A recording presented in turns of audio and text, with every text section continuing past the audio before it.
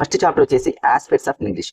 ఈ aspects of English లో గతంలో చూసుకున్నట్లయితే ఫ్రెండ్స్ ఎక్కువగా ఎగ్జామినర్ ఎక్కడైతే ఫోకస్ పెడుతూ ఉంటాడో వాటి మీద మనం ఎక్కువగా దృష్టి పెట్టేటటువంటి ప్రయత్నం చేద్దాం. జనరల్ గా ఉన్నటువంటి పాయింట్స్ ఏవైతే ఉంటాయి వాటి మీరు కొంచెం చూసుకోవడానికి ప్రయత్నం చేయండి. అవి కూడా ఎలా చదవాలనేది కూడా మీకు చెప్పుకుంటూ పోతా కాబట్టి ఒకసారి అలా చూసేటటువంటి ప్రయత్నం చేయండి ఫ్రెండ్స్. ఫస్ట్ చూసినట్లయితే హిస్టరీ ఆఫ్ ఇంగ్లీష్ లాంగ్వేజ్ మీద గతంలో మీరు చూడండి ఫ్రెండ్స్, ఏపీ కానివ్వండి తెలంగాణలో కానివ్వండి చాలా సార్లు చాలా బిట్లు రావడం జరిగింది. వాటి అన్నింటిని కూడా మీకు మరి ఇక్కడ హైలైట్ చేస్తూ మరి దాన్ని చూపించడం జరుగుతుంది. కాబట్టి చూద్దాం హిస్టరీ ఆఫ్ ఇంగ్లీష్ లాంగ్వేజ్ లో గతంలో ఎక్కువగా అడిగినటువంటి బిట్స్ ఏంటంటే ఫ్రెండ్స్ ఇక్కడ చూడండి. ఓల్డ్ అంటే టోటల్ గా ఈ ఇంగ్లీష్ అనేది 3 టైప్స్ ఉంటుంది మన అందరూ తెలుసు. ఒకటి ఓల్డ్, రెండోది మిడిల్, థర్డ్ వన్ వచ్చేసి మోడర్న్ ఇంగ్లీష్. మరి ఓల్డ్ ఇంగ్లీష్ అనేది ఏ ఇయర్ నుంచి ఏ ఇయర్ అని అడగొచ్చు, గతంలో అడిగారు ఫ్రెండ్స్. అదే విధంగా మిడిల్ ఇంగ్లీష్, అదే విధంగా మోడర్న్ ఇంగ్లీష్. మనం దీన్ని లాజికల్ గా గుర్తుపెట్టుకోవాలి. దీన్ని ఎలా ఫస్ట్ ఫ్రెండ్స్ మనం ఈ ఓల్డ్ ఇంగ్లీష్ ని మోడర్న్ ఇంగ్లీష్ కాకుండా మిడిల్ ఇంగ్లీష్ కనుక మనం గుర్తుపెట్టుకోగలిగినట్లయితే మిడిల్ కి ముందు ఉన్నది ఓల్డ్, మిడిల్ కి తర్వాత ఉన్నది మోడర్న్ ఇంగ్లీష్ గా గుర్తుపెట్టుకోవచ్చు. మేమైతే అలానే గుర్తుపెట్టుకున్నాం ఫ్రెండ్స్. ఈ మిడిల్ ఇంగ్లీష్ లో చూడండి ఫ్రెండ్స్, మిడిల్ లో డిఈడి అనే 2 లెటర్స్ ఇచ్చాడు ఫ్రెండ్స్. 2 డీలు ఇచ్చాడు. 2 డీలు అంటే 2 జీరోస్ అన్నట్టు గుర్తుపెట్టుకోండి. డి అంటే మన ఇంగ్లీష్ లో ఇలా క్యాపిటల్ డి గా రాస్తాం కదా ఫ్రెండ్స్. అంటే డి అంటే ఏమో 0 గా తీసుకున్నట్లయితే అంటే జస్ట్ మనం అట్లా 0 ఉంది, తర్వాత 1 ఇలా ఉంటుంది కాబట్టి ఆ 1 రాస్తే సరిపోతుంది. అంటే మిడిల్ లో 2 డీలు అనేటటువంటివి మనం కనుక గుర్తుపెట్టుకోగలిగినట్లయితే 0 ఈ 1 ఉంది కాబట్టి ఫ్రంట్ 1 రాసుకుంటే 1100 అనేది మనకి ఈజీగా గుర్తుంటుంది. అంటే స్టార్టింగ్ ఇయర్ కనుక మనం గుర్తుపెట్టుకోగలిగినట్లయితే అన్ని ఈజీ ఫ్రెండ్స్. ఇప్పుడు చూడండి మిడిల్ ఇంగ్లీష్ లో డిఈడి అన్నాడు కాబట్టి 2 జీరోస్ అనేది మన మైండ్ లోకి వస్తుంది. డి అనగానే ఇక్కడ 1 అట్లా వస్తుంది కాబట్టి 1 అంటే 1100 to 1500 వరకు ఉండేది మిడిల్ ఇంగ్లీష్. ఇక మనకు ఆటోమేటిక్ చూడండి ఫ్రెండ్స్, 1100 కి ముందు దానికి ముందు అంటే 1100 కి ముందు ఏముంటుందంటే 500. కొంచెం మనకి చిన్నటువంటి 4 ఆప్షన్లో ఈజీగా ఎలిమినేషన్ ఇలా చేసుకోవచ్చు ఫ్రెండ్స్. అంటే 1100 కి ముందు అంటే 1100 కి ఫ్రంట్ 500 to 1100 అని. తర్వాత మోడర్న్ ఇంగ్లీష్ అనగానే 1100 అంటే 1500 ఏవో అన్నట్టు ఫ్రెండ్స్. ఎందుకంటే 1100 to 1500 మనం ఇక్కడ తీసుకున్నాం కాబట్టి 1500 ఏవో ఉన్నటువంటి మరి లాంగ్వేజ్ ఏమంటారంటే మోడర్న్ ఇంగ్లీష్ అంటారు. కాబట్టి ఇట్లా మరి ఇంగ్లీష్ హిస్టరీకి సంబంధించి ఈ 3 ఇంగ్లీష్ మాత్రం మనం గుర్తుపెట్టుకునే ప్రయత్నం చేయాలి ఫ్రెండ్స్. ఓల్డ్ ఇంగ్లీష్ ఒకటి, మిడిల్ ఇంగ్లీష్ కావచ్చు, మోడర్న్ ఇంగ్లీష్ కావచ్చు. గతంలో చాలా సార్లు అడిగారు కదా ఫ్రెండ్స్. మరి కొత్తగా ఎవరైతే మెథడాలజీ చదువుతున్నటువంటి మిత్రులు ఎవరైతే ఉన్నారో వీటిని ఇలా లాజికల్ గా ఇది మరి ఇంగ్లీష్ కి సంబంధించి గతంలో అడిగినటువంటి ఎగ్జామినర్ ఫోకస్ చేసినటువంటి ఏ ఫ్రెండ్స్. మిగతా అదంతా జనరల్ గా ఉంటుంది ఫ్రెండ్స్. జనరల్ గా చూడండి మనం ఆల్రెడీ పిఐ చదువుకొని ఉన్నాం కదా, పర్స్పెక్టివ్ ఎడ్యుకేషన్ లో ఫ్రెండ్స్. టోటల్ గా మెకాలే కమిటీ కావచ్చు, కమిటీలు కమిషన్ మనం చదివాం ఫ్రెండ్స్. అవన్నీ ఆల్రెడీ మన ప్లేలిస్ట్ లో ఉన్నాయి ఫ్రెండ్స్. అవన్నీ మీరు చూడండి. పిఐ కానివ్వండి, సైకాలజీ కానివ్వండి, ప్రతి దాన్ని కూడా మన లాజికల్ గా చెప్పడం జరిగింది. అయినప్పటికీ ఇప్పుడు అప్డేట్ గా 2026కి సంబంధించి ఏపీ తెలంగాణలో టెట్ డిఎస్సి మరి వీటి మీద ప్రిపేర్ అయ్యేటువంటి మిత్రులు ఉన్నారు కాబట్టి అప్డేట్ గా మళ్ళీ కొంచెం ఏమైనా మిస్టేక్లు ఉన్నా కూడా వాటన్నింటిని సరి చేస్తూ న్యూ బుక్స్ ని, న్యూ మెథడాలజీ బుక్స్ ని మరి వాటన్నింటిని ఫాలో అవుతూ మళ్ళీ వీడియోస్ ని చేస్తూ మీకు అప్లోడ్ చేయడానికి ప్రయత్నం చేస్తున్నాను కాబట్టి ఫ్రెండ్స్ చూసేటటువంటి ప్రయత్నం చేయండి. మరి ఇది ఆల్రెడీ పిఐకి సంబంధించి కమిటీ అనగా మెకాలే కమిటీ కావచ్చు, వుడ్స్ కమిటీ కావచ్చు, సర్వేపల్లి రాధాకృష్ణ కమిటీ, ఇవన్నీ కూడా మరి గతంలో ఉన్నాయి. మరి అవి జనరల్ గా మీరు పిఐలో చదువుకుంటారు కాబట్టి అది జనరల్ పాయింట్స్ వాటిని చదవండి. ఎక్కువగా ఎగ్జామినర్ ఫోకస్ చేసేది మాత్రం అదొకటి, ఓల్డ్ ఇంగ్లీష్, మిడిల్ ఇంగ్లీష్, అదే విధంగా మోడర్న్ ఇంగ్లీష్. వాటిని ఎలా గుర్తుపెట్టుకోవాలని జస్ట్ అట్లా అదొక్కటి గుర్తుపెట్టుకుంటే కన్ఫామ్ గా మీరు బిట్ పెట్టేటటువంటి ఛాన్సెస్ మీకు ఉంటుంది ఫ్రెండ్స్. తర్వాత ఇక్కడ ఇది important, principles of learning English language. ఎందుకంటే కొత్తగా చదివేటటువంటి మిత్రులు ఇంగ్లీష్ గ్రామర్ చదువుతారు కానీ ఇంగ్లీష్ మెథడాలజీ అని కూడా భయపడుతూ ఉంటారు. నాకు తెలిసి ఇంగ్లీష్ మెథడాలజీ ఈ వీడియో చూస్తే ఇంత ఈజీగా ఉంటుంది అనేది మీరే కన్ఫర్మ్ అంటారు friends. Principles of learning English language మీద గతంలో AP Telangana TET and DSC చాలా సార్లు అడిగాడు. మరి ఆ గతంలో చదువుతున్న మిత్రులు వాళ్ళందరికీ తెలుసు, చాలా ఇంపార్టెంట్ ఫ్రెండ్స్. వీటిని లాజికల్ గా మనం అకాడమీ బుక్ ఫ్రెండ్స్. ఇది నేను వేరే మెటీరియల్ కాదు, ఇది అకాడమీ బుక్ కి సంబంధించి నేను ఫాలో అవుతున్నా కాబట్టి ఎగ్జామినర్ వీటి మీద ఎక్కువగా బిట్స్ ని మరి ఫోకస్ పెడతాడు కాబట్టి చూడండి ఫ్రెండ్స్. ఏంటవి దీని మీద ఎక్కువగా ఏమడిగాడంటే అంటే లాంగ్వేజ్ స్టేజెస్ ఎలా ఉంటాయి అంటే ఇక దీని మీద అందరికి తెలిసినట్టు కన్ఫామ్ గా బిట్స్ 100% వచ్చేటటువంటి ఏరియా కూడా ఇదే ఫ్రెండ్స్. ఏంటంటే ఫస్ట్ గాగ్లింగ్ స్టేజ్ అని, బాబ్లింగ్ స్టేజ్ అని, సింగిల్ వర్డ్ అని, తర్వాత 2 words అని, లిస్బింగ్ స్టేజ్ అని, ఇట్లా మొత్తం ఒక 6 రకాల స్టేజెస్ ఉంటాయి ఫ్రెండ్స్. ఒక 3 ఉన్నాయి. అదే విధంగా ఇక్కడ 2 words స్టేజ్ కావచ్చు, లిస్బింగ్ స్టేజ్ కావచ్చు, అదే విధంగా వచ్చేసి సెంటెన్స్ ఫార్మేషన్ స్టేజ్ అంటే గ్రామర్ తో ఉంటుంది, గ్రామర్ లేకుండా ఉంటుంది. 2 పదాలు అంటే తెలుగు కూడా మీకు అర్థం కావడం కోసం అక్కడ రాసే చూడండి ఫ్రెండ్స్. ఇక్కడ ఎగ్జామ్లో ఎలా అడుగుతారంటే లాంగ్వేజ్ స్టేజెస్ లో ఫస్ట్ స్టేజ్ ఏందని గతంలో చాలా సార్లు అడిగారు. ఫస్ట్ స్టేజ్ ఏందని అడగొచ్చు, సెకండ్ స్టేజ్ ఏందని అడగొచ్చు, లేదా సెకండ్ స్టేజ్ యొక్క దాని యొక్క పీరియడ్ అడగొచ్చు, టైం అడగొచ్చు, ఫస్ట్ స్టేజ్ యొక్క పీరియడ్ అడగొచ్చు, థర్డ్ వన్ అడగొచ్చు, లేదా మ్యాచింగ్ అడగొచ్చు, లేదా చివరి నుంచి 3వ అడగొచ్చు, స్టార్టింగ్ నుంచి 2వ అడగొచ్చు. అంటే దీని ఒక ఆర్డర్ లో కన్ఫామ్ గా గుర్తుపెట్టుకోవాల్సింది ఫ్రెండ్స్. ఈజీ. దీన్ని కూడా మీకు కొంచెం లాజికల్ గా బట్టి అనేటటువంటి పద్ధతి లేకుండా చెప్పడానికి ప్రయత్నం చేస్తే చూడండి ఫ్రెండ్స్. First gargling stage. సరే దీని ముందు గుర్తుపెట్టుకోవడానికి ఒక ఆర్డర్ లో గుర్తుపెట్టుకోవడానికి కూడా ఒక ఈజీ చిన్న ట్రిక్ గతంలో కూడా చెప్పారు ఫ్రెండ్స్. గాగ్లింగ్ లో స్టార్టింగ్ లెటర్ G గా తీసుకుంటే, బాబ్లింగ్ లో సెకండ్ లెటర్ B గా తీసుకుంటే, సింగిల్ వర్డ్ లో C గా తీసుకుంటే, 2 words లో T గా తీసుకుంటే, తర్వాత ఇంకా ఉంటుంది ఫ్రెండ్స్. తర్వాత S ఒకటి ఉంటుంది, అవన్నీ తర్వాత L ఒకటి ఉంటుంది ఫ్రెండ్స్. అంటే స్ట్రక్చర్ కి సంబంధించింది. ఇక చూడండి తర్వాత ఉన్నటువంటి 3 ఉన్నాయి, 2 వర్డ్స్ కావచ్చు, తర్వాత లిస్నింగ్ స్టేజ్ కావచ్చు, సెంటెన్స్ ఫార్మేషన్ అంటే ఇక్కడ TLS అనేటటువంటి 3 ఉన్నాయి. వీటన్నింటిని మనం ఎలా లాజికల్ అంటే ఇది G, ఇది B, ఇది C, 3 మనం విడగొట్టుకుంటూ చదువుకుందాం కన్ఫ్యూజ్ కాకుండా. GB అనగానే ఫ్రెండ్స్ దీన్ని ఎలా గుర్తుపెట్టుకుంటారంటే కొంతమంది ఎలా గుర్తుపెట్టుకుంటారంటే G అంటే G ఫర్ గర్ల్స్ అంటే గర్ల్స్ ఫస్ట్ అని గుర్తుపెట్టుకుంటారు. మన క్లాస్ లో కానివ్వండి, సొసైటీలో కానివ్వండి, ఫస్ట్ మనం ఎవరికి ప్రిఫరెన్స్ ఇస్తామంటే గర్ల్స్ ప్రిఫరెన్స్ ఇస్తాం. తర్వాత బాయ్స్ కి సెకండ్ ప్రిఫరెన్స్ ఇస్తాం, అంటే గర్ల్స్ ఫస్ట్ బాయ్స్ సెకండ్. అది కూడా కన్ఫ్యూజ్ ఏమో, చాలా మంది బాయ్స్ ఫస్ట్ అనుకునేటటువంటి ఆలోచన ఉన్న వాళ్ళు ఉంటారు కదా ఫ్రెండ్స్. మరి అలాంటప్పుడు దీన్ని ఎలా గుర్తుపెట్టుకుంటారు? GB అంటేనే మెమరీ కార్డ్ లో చూడండి ఫ్రెండ్స్, మన ఫోన్ లో ఇంత GB ఉండాలి, 8 GB ఉండాలి, తర్వాత 128 GB ఉండాలి, 512 GB ఉండాలి, GB అంటూ ఉంటారు. అలా GB గుర్తుపెట్టుకోండి ఫ్రెండ్స్. GB అనగానే మనకు ఆటోమేటిక్ గా ఇక గర్ల్స్ ఫస్ట్ బాయ్స్ సెకండ్ అనేది కూడా లేకుండా GB లాగా గుర్తుపెట్టుకోండి. సింగిల్ అనగానే మీకు ఈ సింగ్ తర్వాత ST అనేది కూడా ఉంటుంది ఫ్రెండ్స్. ఈ GB అనేది ఎలా ఉండాలంటే స్ట్రాంగ్ గా ఉండాలని గుర్తుపెట్టుకోండి. స్ట్రాంగ్ గా ఉండాలంటే అంటే చాలా ఎక్కువగా ఉండాలి. ఎక్కువ స్పేస్ ఉన్నట్లయితే మన యాప్స్ కానివ్వండి అవన్నీ కూడా ఎక్కువగా మనం స్పేస్ దాన్ని రిసీవ్ చేసుకుంటుంది కాబట్టి GB స్ట్రాంగ్ గా ఉండాలని గుర్తుపెట్టుకోండి. G అంటేనేమో గాగ్లింగ్ స్టేజ్, B అంటేనేమో బాబ్లింగ్ స్టేజ్, S అంటేనేమో సింగిల్ వర్డ్, T అంటేనేమో 2 వర్డ్స్ అనమాట. అంటే 2 పదాలతో పిల్లవాడు మాట్లాడతారని అర్థం. ఇవన్నీ ఏంటంటే లాంగ్వేజ్ స్టేజ్. ఓ పిల్లవాడు బై బర్త్ పుట్టిన దగ్గర నుంచి పిల్లవాడు ఏడుపు అనేది దేని ద్వారా అంటే పిల్లవాడి యొక్క ప్రవర్తన అనేది ఏ విధంగా ఉంటుంది అనేది ఇవన్నమాట. దీని మీద ఎగ్జామినర్ ఎక్కువగా ఖచ్చితంగా ఫోకస్ పెడతారు, ఎందుకంటే చాలా ఇంపార్టెంట్ కాబట్టి. ఇక చూద్దాం ఫ్రెండ్స్, సింగిల్ గర్ల్స్ అంటే ఫస్ట్ GB అన్నాము, ST T అంటేనేమో 2 వర్డ్స్, సింగిల్ వర్డ్ అన్నాం. ఇక గర్ల్స్ కి సంబంధించిన దీన్ని ఎలా గుర్తుపెట్టుకుంటారంటే 0 to 6 months గుర్తుపెట్టి. ఎలా అంటే ఫ్రెండ్స్ G నెల రాస్తాం కదా ఫ్రెండ్స్, G నెల రాస్తాం కదా, దీన్ని రాసేదాన్ని కొంచెం అలా కలిపేయండి. జీని ఇలా ఉన్నదాన్ని ఇటు రానివ్వకుండా దీన్ని ఇలా కలపండి, 0 అయిపోయింది కదా ఫ్రెండ్స్. అంటే 0 to 6 అన్నట్టు గుర్తుపెట్టుకోండి.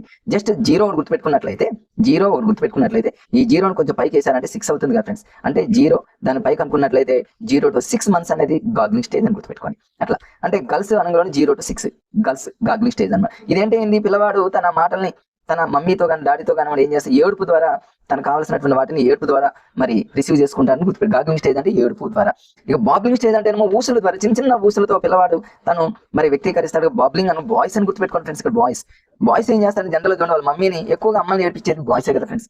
చిన్నప్పుడు పిల్లలు గర్ల్స్ కంటే కూడా బాయ్స్ ఎక్కువగా ఏడిపిస్తారు అనేది మన సైకాలజికల్ గా ఉండేటటువంటిది మనం అంతా తెలిసింది. బాబ్లింగ్ అన్న బాయ్స్ అని గుర్తుపెట్టుకుంటే బాయ్స్ ఫస్ట్ ఏడిపిస్తారు కాబట్టి 7 to 10 అని గుర్తుపెట్టుకోండి. 10th క్లాస్ వరకు మనం ఏడిపిస్తూనే ఉంటారని గుర్తుపెట్టుకోండి. 7 అంటే ఏడిపించడం అంటే 7 అని గుర్తుపెట్టుకోండి. 10 అంటే ఏమో 10th క్లాస్ అని గుర్తుపెట్టుకోండి. 7 to 10 months అని గుర్తుపెట్టుకోండి. గాగ్లింగ్ స్టేజ్ అంటే ఏమో గర్ల్స్ కాబట్టి ఫస్ట్ స్టార్టింగ్ 0 to 6 అని గుర్తుపెట్టుకోండి. బాబ్లింగ్ అంటే బాగా ఏడిపిస్తారు కాబట్టి 7 to 10 అని గుర్తుపెట్టుకోండి. ఇది ఊసుల ద్వారా ప్రవర్తిస్తారు పిల్లవాడు. మరి సింగిల్ వర్డ్ స్టేజ్ అంటే ఫ్రెండ్స్ మన అందరూ సింగిల్ అనుకుని చూడండి. 1 అనేది సింగిల్ గానే రాసాము. రేపు ఎగ్జామ్ లో 11 to 18 months అనేది మ్యాచింగ్ లో ఏంటంటాడు 11 అనుకోండి సింగిల్ అంటే సింగిల్ గా మనం నంబర్ వేసాం కాబట్టి ఇది ఈజీ ఎవరైనా క్యాచ్ చేస్తారు. ఇది సింగిల్ వర్డ్ అంటే ఏంటంటే ఫ్రెండ్స్ అమ్మ, అత్త ఇట్లాంటి చిన్న పదాలతో పిల్లవాడు మరి ప్రవర్తన అనేది ఆ విధంగా ఉంటుంది. 2 words అన్నమాట. ఇక్కడ 2 words అనగానే 2 పదాలు అంటే అమ్మ వచ్చింది, నాన్న వెళ్ళాడు, ఇట్లా 2 words అన్నమాట. తాత వచ్చాడు, అమ్మ తిన్నది, ఇట్లా రెండు పదాలతో పిల్లవాడు తన బిహేవియర్ అనేది ఉంటుంది కాబట్టి ఈ 2 words అనగానే 2 పదాలు. ఇంతకుముందు మనం 11 to అన్నాం కాబట్టి ఇప్పుడు 11 to ఎక్కడి వరకు ఫ్రెండ్స్ 11 to 18 months, ఇప్పుడు 19 to 18 తర్వాత 19 to 24 అనేది. అంటే 2 words అంటే ఏమో 24 hours అని గుర్తుపెట్టుకోండి. 24 గంటలు పిల్లవాడు 2 పదాలను ఎక్కువగా యూజ్ చేస్తారు. అమ్మ వచ్చింది, నాన్న వెళ్ళాడు, తాత తిన్నాడు, ఇట్లా 24 hours. ఎందుకంటే 24 hours అనేది మీకు 2 words లో గుర్తుపెట్టుకోవడానికి ఒక లాజికల్ ఫ్రెండ్స్. అది కనుక వస్తే 19 వస్తుంది, దాని ముందు సింగిల్ వర్డ్ 11 అన్ని వచ్చేస్తాయి. ఇక లిస్నింగ్ స్టేజ్ అంటే ఏంది? లిస్నింగ్ స్టేజ్ అంటే ఏమి లేదు ఫ్రెండ్స్, దీన్ని మీరు ఎలా గుర్తుపెట్టుకుంటారు ఈజీగా. లిస్నింగ్ స్టేజ్ అనగానే మీరు స్క్వేర్ లా గుర్తుపెట్టుకున్న 25 to 36 ఆ ఏజ్ ఆ మంత్ అనేది లిస్నింగ్ స్టేజ్. అంటే చూడండి 25 మన ఫ్రెండ్స్ ఎలా రాయొచ్చు, 5 square రాయొచ్చు. 36 మనం 6 square రాయొచ్చు. అంటే స్క్వేర్ గా రాసేటటువంటిది, స్క్వేర్ గా దేనైతే మనం రాయగలుగుతాం అది లిస్నింగ్ స్టేజ్ అని గుర్తుపెట్టి. రేపు మ్యాచింగ్ లో 25 36 అనగానే దీని 5 square 6 square అంటే స్క్వేర్లలో ఏదైతే మనం రాయగలిగేటటువంటి ఉంటుందో అది ఖచ్చితంగా లిస్నింగ్ స్టేజ్ అని గుర్తుపెట్టుకోండి ఫ్రెండ్స్, ఈజీగా గుర్తుంటుంది. ఇక ఫైనల్ ఏంటంటే సెంటెన్స్ ఫార్మేషన్ స్టేజ్ అంటే ఏంటంటే గ్రామర్ తెలుసుకోవడం. 2 words లో ఇటువంటి గ్రామర్ ఉండదు. లిస్నింగ్ స్టేజ్ లో పిల్లవాడు మాట్లాడతాడు కానీ గ్రామర్ లేకుండా మాట్లాడతారు. 2 పదాలు 3 పదాలు 4 పదాలు రకరకాలైనటువంటి పదాలు మాట్లాడతారు కానీ దానికి అర్థం అంటే గ్రామర్ అనేటటువంటిది తెలియకుండానే మాట్లాడతారు. ఇక సెంటెన్స్ అంటే అందులోనే ఉంది కదా ఫ్రెండ్స్, పిల్లవాడు మాట్లాడతారు ఖచ్చితంగా గ్రామర్ యూజ్ చేసి మాట్లాడుతూ ఉంటారు. జనరల్ గా కొంతమంది ఇంగ్లీష్ గ్రామర్ ని ఫాలో ఇంగ్లీష్ మాట్లాడుతూ ఉంటారు. గ్రామర్ తెలియనటువంటి వాళ్ళు కూడా ఇంగ్లీష్ ని గడగడ మాట్లాడుతూ ఉంటారు. గ్రామర్ తో మాట్లాడే వాళ్ళు సెంటెన్స్, గ్రామర్ లేకుండా మాట్లాడే వాళ్ళు లిస్నింగ్ అనగా మనకు స్క్వేర్స్ ఉంటాయి. 5 square 6 square ఒక ఆటలో ఉంటాయి. 2 words అంటే ఏమో 24 hours పిల్లవాడు 2 పదాలు యూజ్ చేస్తారని గుర్తుపెట్టుకోండి. తర్వాత వచ్చేసి సింగిల్ వాడు 1 అన్నట్టు గుర్తుపెట్టుకోండి. బాబ్లింగ్ అంటే బాయ్స్ ఏడిపిస్తారు 10th క్లాస్. ఇట్లా మీరు ఈ లాంగ్వేజ్ స్టేజెస్ మాత్రం ఎక్కువ కాలం పాటు గుర్తుండాలంటే ఇలా లాజికల్ గా మనం గుర్తుపెట్టుకుంటే ఫ్రెండ్స్ ఈజీగా దీన్ని మన ఎగ్జామ్ లో ఖచ్చితంగా మనం ఆన్సర్ పెట్టేటటువంటి అవకాశం ఉంటుంది. ఇది ఆస్పెక్ట్స్ ఆఫ్ ఇంగ్లీష్ లో ఈ 2 ఏరియాలు గుర్తుపెట్టుకుంటే సరిపోతుంది ఫ్రెండ్స్. ఒకటేమో ఇంగ్లీష్ లాంగ్వేజ్ 3 ఉన్నాయి కదా ఫ్రెండ్స్, అంటే starting middle ending modern English. ఆ మూడింటి మీద ఎగ్జామ్ ఫోకస్ పెట్టారు గతంలో. రెండోది వచ్చేసి ఈ స్టేజెస్ మీద. ఈ రెండు కనుక మనం పర్ఫెక్ట్ గా చదువుకోండి ఫస్ట్ చాప్టర్ అయిపోయింది అంతే ఫ్రెండ్స్. ఇంగ్లీష్ మెథడాలజీ అంటే వాము ఎలా ఉంటుందో అని కంగారు పడకుండా ఇలా చూడండి ఫ్రెండ్స్, ఎంత ఈజీగా ఉంది అంతే కదా. ఇక రెండో చాప్టర్ వచ్చేసి ఫ్రెండ్స్ అయిపోయింది. రెండో చాప్టర్ వచ్చేసి మరి ఇక్కడ objectives of teaching English at primary and upper primary లెవెల్లో. ఇక్కడ మనకు జనరల్ చిన్నది మీ అందరికీ తెలుసు ఫ్రెండ్స్, LSRW డిఎడ్ కానివ్వండి, బిఎడ్ కానివ్వండి, ట్రైనింగ్ చేసినట్టు మిత్రులందరూ ఛాత్ర ఉపాధ్యాయులు అందరూ తెలిసినట్టు LSRW listening, speaking, reading, writing.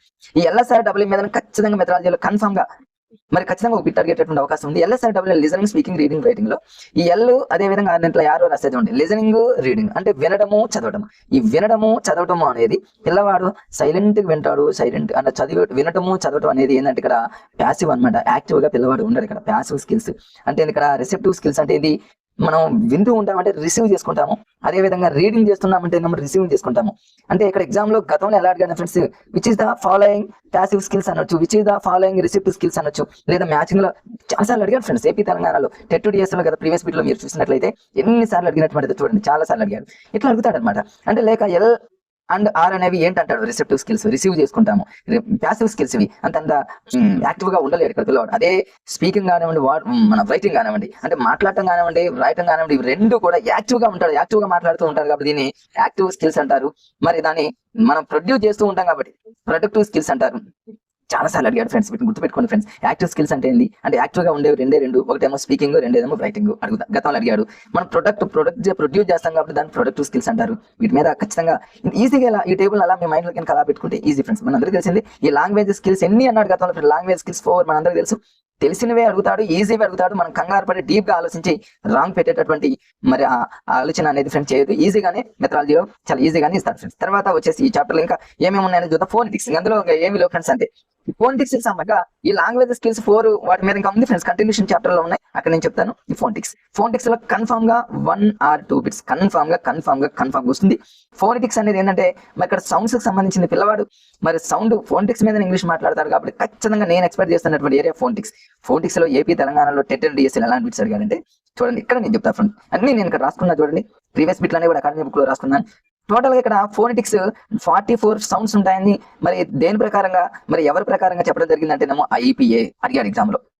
IPA అని అడిగాడు, IPA యొక్క అబ్రివేషన్ అడిగాడు, టోటల్ ఫోనెటిక్స్ ఎన్ని అని అడిగాడు, ఫోనెటిక్స్ లో మొత్తం ఎన్ని రకాలని అడిగాడు, మళ్ళీ వాటిలో ఏ టైప్ లో ఎన్ని అని చాలా అడిగాడు ఫ్రెండ్స్. వాటిని మన లాజికల్ గా ఈజీలో ఈ వీడియోలో చూద్దాం ఫ్రెండ్స్. అంటే ఫోనెటిక్స్ అనగా 44 44 ఇది కూడా కన్ఫ్యూజ్ అయ్యాం అనుకోవచ్చు కన్ఫ్యూజ్ కొత్తగా చదివేటటువంటి మిత్రులు. ఫోనెటిక్స్ లో స్టార్టింగ్ లెటర్ మనం P కాకుండా ఫ్రెండ్స్ P కాకుండా F అని గుర్తుపెట్టుకోండి. F అంటే ఏమో 4 అని గుర్తుపెట్టుకోండి. ఏదో హాస్యంగా మనం గుర్తించడానికి లాజిక్స్ అంతే ఫ్రెండ్స్. ఫోనెటిక్స్ అంటే ఏమో ఫా పలుకుతుంది కదా, ఫా అంటే ఏమో 4 అని గుర్తుపెట్టుకోండి. 2 4 అని గుర్తుపెట్టుకోండి. 44 వచ్చేసింది కదా ఫ్రెండ్స్ అంతే. తర్వాత ఇక్కడ ఎవరి ప్రకారం అంటే ఏమో IPA అనే దాని మీద అబ్రివేషన్ మీద గతంలో ఏపీ తెలంగాణ టెట్ డిఎస్సీ కోకల్ ఫ్రెండ్స్ ఎన్నోసార్లు అడిగారు. ఇంటర్నేషనల్ ఫోనెటిక్ అసోసియేషన్ అనే అడిగేటటువంటి అబ్రివేషన్ చాలా సార్లు అడిగాడు. దాన్ని మీరు 2-3 సార్లు మనసులో అనుకుంటూ 44 ఇంటర్నేషనల్ ఫోనెటిక్ అసోసియేషన్ అని 2-3 సార్లు అనుకున్నా కొత్తగా చదివేటటువంటి మిత్రులు ఈజీగా దాన్ని మనం క్యాచ్ చేసుకునేటటువంటి. ఇంకా చూద్దాం ఫ్రెండ్స్ కంటిన్యూషన్ గా ఫోనెటిక్స్ లో అకాడమీ బుక్ లో ఏమనేది మొత్తం చూద్దాం. 44 సౌండ్స్ ఉంటాయి. మరి ఇక్కడ 24 కాన్సనెంట్స్ ఉంటాయి, ఓవెల్స్ 20 ఉంటాయి. ఇక్కడ చూడండి ఫ్రెండ్స్, ఇక్కడ క్లియర్ గా అకాడమీ బుక్ లో క్లియర్ గా ఇచ్చాడు. 44 ఈ సౌండ్స్ ఉంటే వాటిలో 2 టైప్స్ ఉంటాయి, ఓవెల్స్ అండ్ కాన్సనెంట్స్. మరి కాన్సనెంట్స్ అంటే 24, ఓవెల్స్ అంటే 20. వీటిని కూడా ఎలా గుర్తుపెట్టుకోవాలనే దాని మీద నేను చిన్న టేబుల్ ఇక్కడ రాశాను చూడండి. అకాడమీ బుక్ లోనే ఇచ్చాడు, వాటిని కొంచెం ఇక్కడే రాసేద్దాం ఫ్రెండ్స్. టోటల్ గా ఫోనెటిక్స్ అంటే సౌండ్స్ మొత్తం 44. ఫోనెటిక్స్ అంటే FF4 అని గుర్తుపెట్టుకోండి. ఎవరి ప్రకారం అంటే ఇంటర్నేషనల్ ఫోనెటిక్ అసోసియేషన్ IPA ప్రకారంగా. ఇవి 2 టైప్స్. మళ్ళీ ఒకటేమో కాన్సనెంట్స్, రెండేమో ఓవెల్స్. అంటే ఇక్కడ హల్లులు, అచ్చులు లేదా ఓవెల్స్, కాన్సనెంట్స్ మీరు ఎట్లయినా రాసుకోవచ్చు. మరి ఇక్కడ హల్లులు ఎన్ని, అచ్చులు ఎన్ని, మరి ఇక్కడ అంటే ఇంగ్లీష్ లో కాన్సనెంట్స్ ఎన్ని, ఓవెల్స్ ఎన్ని. కాన్సనెంట్స్ అంటే 24. దీన్ని ఎలా గుర్తుపెట్టుకుంటారంటే 24 అవర్స్ మన డిఎస్సీ కానీ టెట్ లో కానీ ఎక్కువ స్కోర్ చేయాలంటే మాత్రం 24 అవర్స్ కాన్సన్ట్రేషన్ చేయాలని గుర్తుపెట్టుకోండి. మీకు ఖచ్చితంగా రేపు కాన్సనెంట్స్ అనగానే ఫోనెటిక్స్ లో కాన్సన్ట్రేషన్ 24 అవర్స్ 24. ఇక మిగిలిన ఓవెల్స్ అంటే 20. ఈ 20ని ఈజీగా మనం గుర్తుపెట్టుకోవచ్చు. ఎందుకంటే 44 లో 24 పోతే 20 కదా ఫ్రెండ్స్. అట్లా లాజికల్ గా రేపు ఓవెల్స్ అనగానే కాన్సన్ట్రేషన్ 24 అవర్స్ కాన్సన్ట్రేషన్ చేయాలి కాబట్టి 20 ఓవెల్స్ అని గుర్తుపెట్టుకోవచ్చు. అగైన్ మళ్ళీ ఓవెల్స్ అనేటటువంటి మళ్ళీ 2 రకాల ఓవెల్స్. 2 types friends. ఏంటో 2 టైప్స్ అంటే ఒకటేమో మోనోప్థాంగ్స్, రెండోదేమో డిప్థాంగ్స్. ఈ మోనోప్థాంగ్స్ దీన్నే సింగిల్ ఓవెల్స్ ఇవన్నీ ఉంటాయి. ఎక్కువగా ఎగ్జామ్ లో రిపీట్ అయింది అంటే ఫ్రెండ్స్ ఇక్కడ మోనోప్థాంగ్స్ అడిగాడు, డిప్థాంగ్స్ అడిగాడు, ఓవెల్స్ అడిగాడు, కాన్సనెంట్స్ అడిగాడు, ఫోనెటిక్స్ అడిగాడు. అంటే ఇక్కడ మోనోప్థాంగ్స్ అనగానే 12. దీని అలా గుర్తుపెట్టుకోండి. చూడండి ఫ్రెండ్స్, దీన్ని మోనోప్థాంగ్స్ అంటే మంత్స్ అని గుర్తుపెట్టుకోండి. 12 మంత్స్ అని గుర్తుపెట్టుకోండి. ఈజీగా ఉంటుంది కదా 12 మంత్స్. రేపు ఎగ్జామ్ లో గతంలో టెట్ అండ్ డిఎస్సీ ఏపీ తెలంగాణలో మోనోప్థాంగ్స్ ఎన్ని హౌ మెనీ అని అడిగాడు ఫ్రెండ్స్. మోనోప్థాంగ్స్ అంటే 12 మంత్స్ అని గుర్తుపెట్టుకోండి. అంటే దాన్ని బై హార్ట్ చేయదు ఫ్రెండ్స్. డిప్థాంగ్స్ అంటే ఏమో డీని ఎలా రాస్తారంటే డీని ఎలా రాస్తాం కదా ఫ్రెండ్స్, ఆ డీకి ఇంకొక డీని ఎలా కలపండి, అలా కలిపితే చూడండి ఇది 8 లాగా వచ్చింది కదా ఫ్రెండ్స్. డిప్థాంగ్స్ అంటే ఇలా ఫ్రెండ్స్, ఈ డీని ఇలా రాస్తాం కదా, ఈ డీకి ఇంకొక డీ కలిపితే బి అంటేనేమో ఇది ఇక 8 లాగా కనిపిస్తుంది. కాబట్టి నేను మా మిత్రులు మా బ్యాచ్ అంతా కూడా ఇలానే మేము గుర్తుపెట్టుకున్నాం, ఇలానే మేము చదవగలిగాం. కాబట్టి డిప్థాంగ్స్ అంటే 8 అని గుర్తుపెట్టుకోండి, ఈజీ. డీ కింద డీ పెడితే 8 వస్తుంది. మోనోప్థాంగ్స్ అంటే 12 months అని గుర్తుపెట్టుకోండి. 24 hours కాన్సన్ట్రేషన్ అని గుర్తుపెట్టుకోండి. ఇక రిమైనింగ్ ఓవర్స్ 20 అని గుర్తుపెట్టుకోండి. ఫోనెటిక్స్ అంటేనేమో 4 అని గుర్తుపెట్టుకోండి. ఐపీ అంటేనేమో ఇంటర్నెట్ ఫోనెటిక్ అసోసియేషన్. ఇంతే ఫ్రెండ్స్ ఫోనెటిక్స్. ఇక ఫోనెటిక్స్ మీద డీప్ గా అడిగేటటువంటి సందర్భాలు తక్కువగా ఉన్నాయి. ఎందుకంటే ఫోనెటిక్స్ అనేది చాలా మంది ఎంఏ ఇంగ్లీష్ లిటరేట్ చేసినటువంటి మిత్రులు కూడా ఫోనెటిక్స్ అంటే భయపడుతూ ఉంటారు. ఎందుకంటే ఆ సౌండ్స్ అనేవి కొంచెం కన్ఫ్యూజ్ గా ఉంటాయి అనుకుంటాం, కానీ ఖచ్చితంగా ఇవి 44, 24, 20 ఇవన్నీ కనుక మొత్తం చదవగలిగిన మిత్రులు ఎవరైతే ఉన్నారో చాలా ఈజీ వేలో మరి కా అనే పదాన్ని, ఫా అనే పదాన్ని, ఢా అనే పదాన్ని ఇవన్నీ కూడా చదువుకోవచ్చు. మరి వాటిని ఇంకొంచెం మీరు జనరల్ గా గుర్తుపెట్టుకోవడానికి ప్రయత్నం చేయండి. ఎక్కువగా టెట్ అనే డిఎస్ఎల్ వీటి మీద ఎక్కువగా ఫోకస్ పెట్టారు కాబట్టి వాటిని లాజికల్ గా నేను చెప్తాను ప్రయత్నం చేశాను ఫ్రెండ్స్. ఇప్పుడు నెక్స్ట్ లాంగ్వేజ్ స్కిల్స్. ఇప్పుడు వచ్చింది చూడండి ఫ్రెండ్స్, లాంగ్వేజ్ స్కిల్స్. ఈ లాంగ్వేజ్ స్కిల్స్ అంటే ఏంటంటే 4 అడిగాడు, LSR W. దీంట్లో ఆల్రెడీ ఇంతకుముందే చెప్పే కదా ఫ్రెండ్స్, ఇక్కడ LR అంటే లిజనింగ్ రీడింగ్ అనేవి ప్యాసివ్ గా ఉంటాడు, రిసీవ్ చేసుకుంటాడు కాబట్టి అది ప్యాసివ్ స్కిల్స్ అంటే ఏమో లిజనింగ్ రీడింగ్ ఇట్లా గుర్తుపెట్టుకోండి. ఇలా కామ్ గా ఉంటారు, వింటూ ఉంటారు, కాన్సన్ట్రేషన్ చేస్తూ ఉంటారు, రిసీవ్ చేసుకుంటారు. వాళ్ళు ఏమో ప్రొడ్యూస్ చేస్తూ ఉంటారు కాబట్టి ప్రొడక్టివ్ స్కిల్స్ అని, యాక్టివ్ స్కిల్స్ అని. వాటిని ఏంటంటే ఫ్రెండ్స్ రీడింగ్, రైటింగ్ అంతే. ఇవన్నీ చూద్దాం. లాంగ్వేజ్ స్కిల్స్ లో గతంలో టెట్ అనేది డిఎస్ఎల్ ఎక్కడెక్కడ అడిగారు ఏంటనేది ఇవన్నీ చూద్దాం ఫ్రెండ్స్. చూడండి చాలా ఇందులో లిజనింగ్ మీద చాలా తక్కువగా ఎగ్జామ్ లో అడిగినటువంటి సందర్భాలు. ఇంకా లిజనింగ్ కాకుండా ఫ్రెండ్స్ మనం LSRW లో స్పీకింగ్ ఉంది. ఈ స్పీకింగ్ మీద కూడా గతంలో చాలా తక్కువగా అడిగారు. లిజనింగ్ ఒకటి, స్పీకింగ్ కూడా చాలా తక్కువగా అడిగారు. రీడింగ్ మీద, రైటింగ్ మీద ఎక్కువ సార్లు, రీడింగ్ మీద చాలా బిట్స్ పడ్డాయి అంతేగా. అంటే తెలుగు గ్రామర్ లో, ఇంగ్లీష్ గ్రామర్ లో ఎక్కువగా రీడింగ్ అంటే చదవడం అనే దాని మీద ఎక్కువగా బిట్స్ పడుతుంది. ఎందుకంటే ఇందులో క్షుణ్ణపట్నం తెలుగులో ఉన్నాయి కదా ఫ్రెండ్స్, తెలుగు మెథడాలజీలో ఉంటుంది కదా. Telugu methodology, English methodology, Telugu grammar, English grammar ఒకటే ఫ్రెండ్స్, సేమ్ అలానే ఉంటే మనం కొంచెం టెర్మినాలజీని గుర్తుపెట్టుకోవాలి. ఇక టైప్స్ ఆఫ్ రీడింగ్. ఈ రీడింగ్ లో టైప్స్ మనందరికీ తెలుసు, తెలుగు మెథడాలజీ మనం చదివాము. ఇంటెన్సివ్ రీడింగ్, అదేవిధంగా ఎక్స్టెన్సివ్ రీడింగ్. ఇంటెన్సివ్ రీడింగ్ అంటే ఫ్రెండ్స్ మనందరికీ తెలుసు కదా, ఇంటెన్సివ్ అంటేనేమో క్షుణ్ణ పఠనం అంటే ఏంది. ఇంటెన్సివ్ రీడింగ్ అంటేనేమో ఎవ్రీ డీటెయిల్ మనం పర్ఫెక్ట్ గా చదవాల్సిందే. ఇప్పుడు మనం టెట్ చదువుతున్నాము, అదే విధంగా డిఎస్సి చదువుతున్నాము, ఇంకేదైనా కాంపిటేటివ్ ఎగ్జామ్ ప్రిపేర్ అవుతున్నాము, ఇవన్నీ కూడా క్షుణ్ణ పఠనం కిందకి వస్తాయి ఫ్రెండ్స్. అడిగాడు ఛాన్సర్లు ఈ కింద మనలో అంటే which is the following right intensive reading అని అడిగాడు. కింద ఎగ్జాంపుల్స్ టెట్ అని, డిఎస్సి అని, లేకపోతే కాంపిటేటివ్ ఎగ్జామ్ అని, ఇట్లా రకరకాలైనటువంటి ఎగ్జాంపుల్స్ గతంలో ఇచ్చాడు. కాబట్టి ఇంటెన్సివ్ అంటే క్షుణ్ణ పఠనం ఫ్రెండ్స్. దీన్ని తెలుగులో క్షుణ్ణ పఠనం అంటారు. క్షుణ్ణ పఠనం ప్రతి లైన్ కూడా చాలా అర్థవంతంగా, ప్రతి లైన్ కూడా చాలా డీప్ గా చదువుతాం. మన డిఎస్సి, టెట్, సైకాలజీ, పిఐ అలా అనమాట ఫ్రెండ్స్. తర్వాత ఎక్స్టెన్సివ్ రీడింగ్ అంటేనేమో విస్తార పఠనం. ఇక్కడ చూడండి టెక్నిక్స్ ఆఫ్ రీడింగ్ ఉంది. సరే ఇక్కడ ఇంకా ఏమున్నాయండి ఫ్రెండ్స్, ఇక్కడ మరి ఇంటెన్సివ్ రీడింగ్ తర్వాత ఎక్స్టెన్సివ్ రీడింగ్ అనేది లేదు, అక్కడ వస్తుంది. దాని మీనింగ్ ఏంటంటే ఫ్రెండ్స్ విస్తార పఠనం. ఎక్స్టెన్సివ్ రీడింగ్ అంటే ఏమో విస్తార పఠనం అంటే ఏంటంటే మామూలుగా ఏదైనా దాన్ని చదివి దాని సారాంశాన్ని అర్థం చేసుకోవడం, అంతేగాని డీప్ గా టెట్ డిఎస్సి లాగా చదవం. నావెల్స్ కానివ్వండి, ఏదైనా నావెల్స్ కానివ్వండి, ఇలాంటి వాటిని మనం ఏం చేస్తాం ఫ్రెండ్స్, మనం జస్ట్ చదివి దాని సారాంశాన్ని అర్థం చేసుకుంటాం, అంతేగాని టెట్ డిఎస్సి లాగా ప్రతి లైన్ ని, ప్రతి పాయింట్ ని బ్రెయిన్ లో ఎక్కించుకోవాలనేటటువంటిది ఎక్స్టెన్సివ్ రీడింగ్ లో చేయము. ఓన్లీ ఇంటెన్సివ్ రీడింగ్ లో చేస్తాము. సరే అది ఇంక వేరే చోట వస్తుంది, నేను చెప్తాను.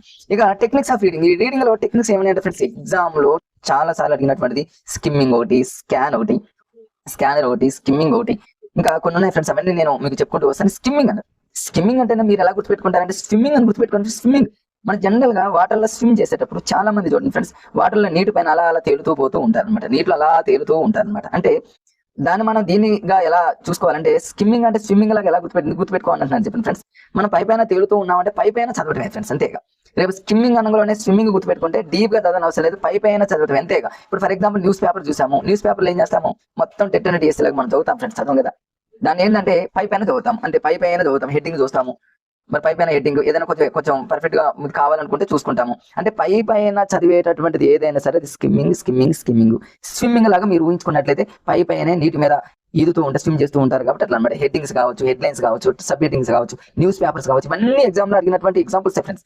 ఎగ్జామ్ లో AP, Telangana TET and DSC ఏవైతే అడిగాడో బట్ అన్నింటినీ మీద కొంచెం అవగాహన నాకు ఉంది కాబట్టి వాటిని ఈ విధంగా నేను ప్రతి చోట కూడా అట్లా హైలైట్ చేస్తూ మీకు చెప్పడం జరుగుతుంది ఫ్రెండ్స్. వీటిని మీరు కొంచెం జాగ్రత్తగా చూసుకునే ప్రయత్నం చేస్తే ఎగ్జామ్ లో ఖచ్చితంగా మీరు స్కోర్ ఎక్కువగా చేసేటటువంటి అవకాశం ఉంటుంది ఫ్రెండ్స్. తర్వాత ఇంకా ఈ స్విమ్మింగ్ అయిపోయింది. తర్వాత వచ్చి స్కానింగ్ అందరికీ తెలుసు కాబట్టి పెద్ద కన్ఫ్యూజ్ ఏం అవసరం లేదు.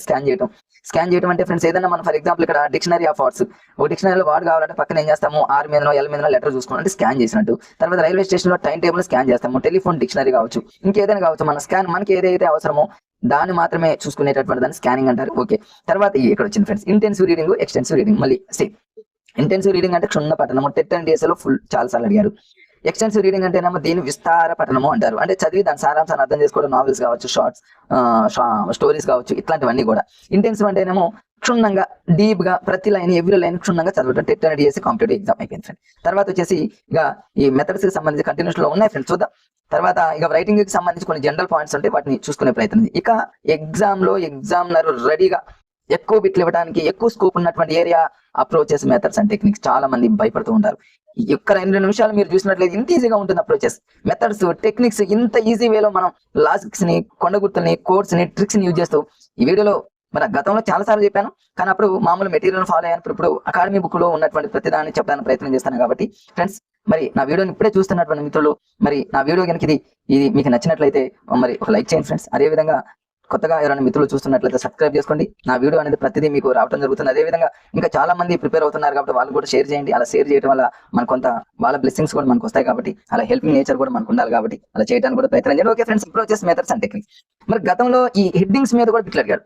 అప్రోచెస్ ని ఎగ్జామ్ లో గతంలో ఎలా అడిగారు ఫ్రెండ్స్? ఇక్కడ డైరెక్ట్ గా అడిగారు ఫ్రెండ్స్. మెథడాలజీలో అప్రోచెస్ అంటే అర్థం ఏంటంటే ఫ్రెండ్స్, ఇక్కడ సెట్ ఆఫ్ అజంప్షన్. ఇది ఎన్నిసార్లు అడిగారు ఫ్రెండ్స్, మీరు ప్రీవియస్ బిట్లు చూడండి.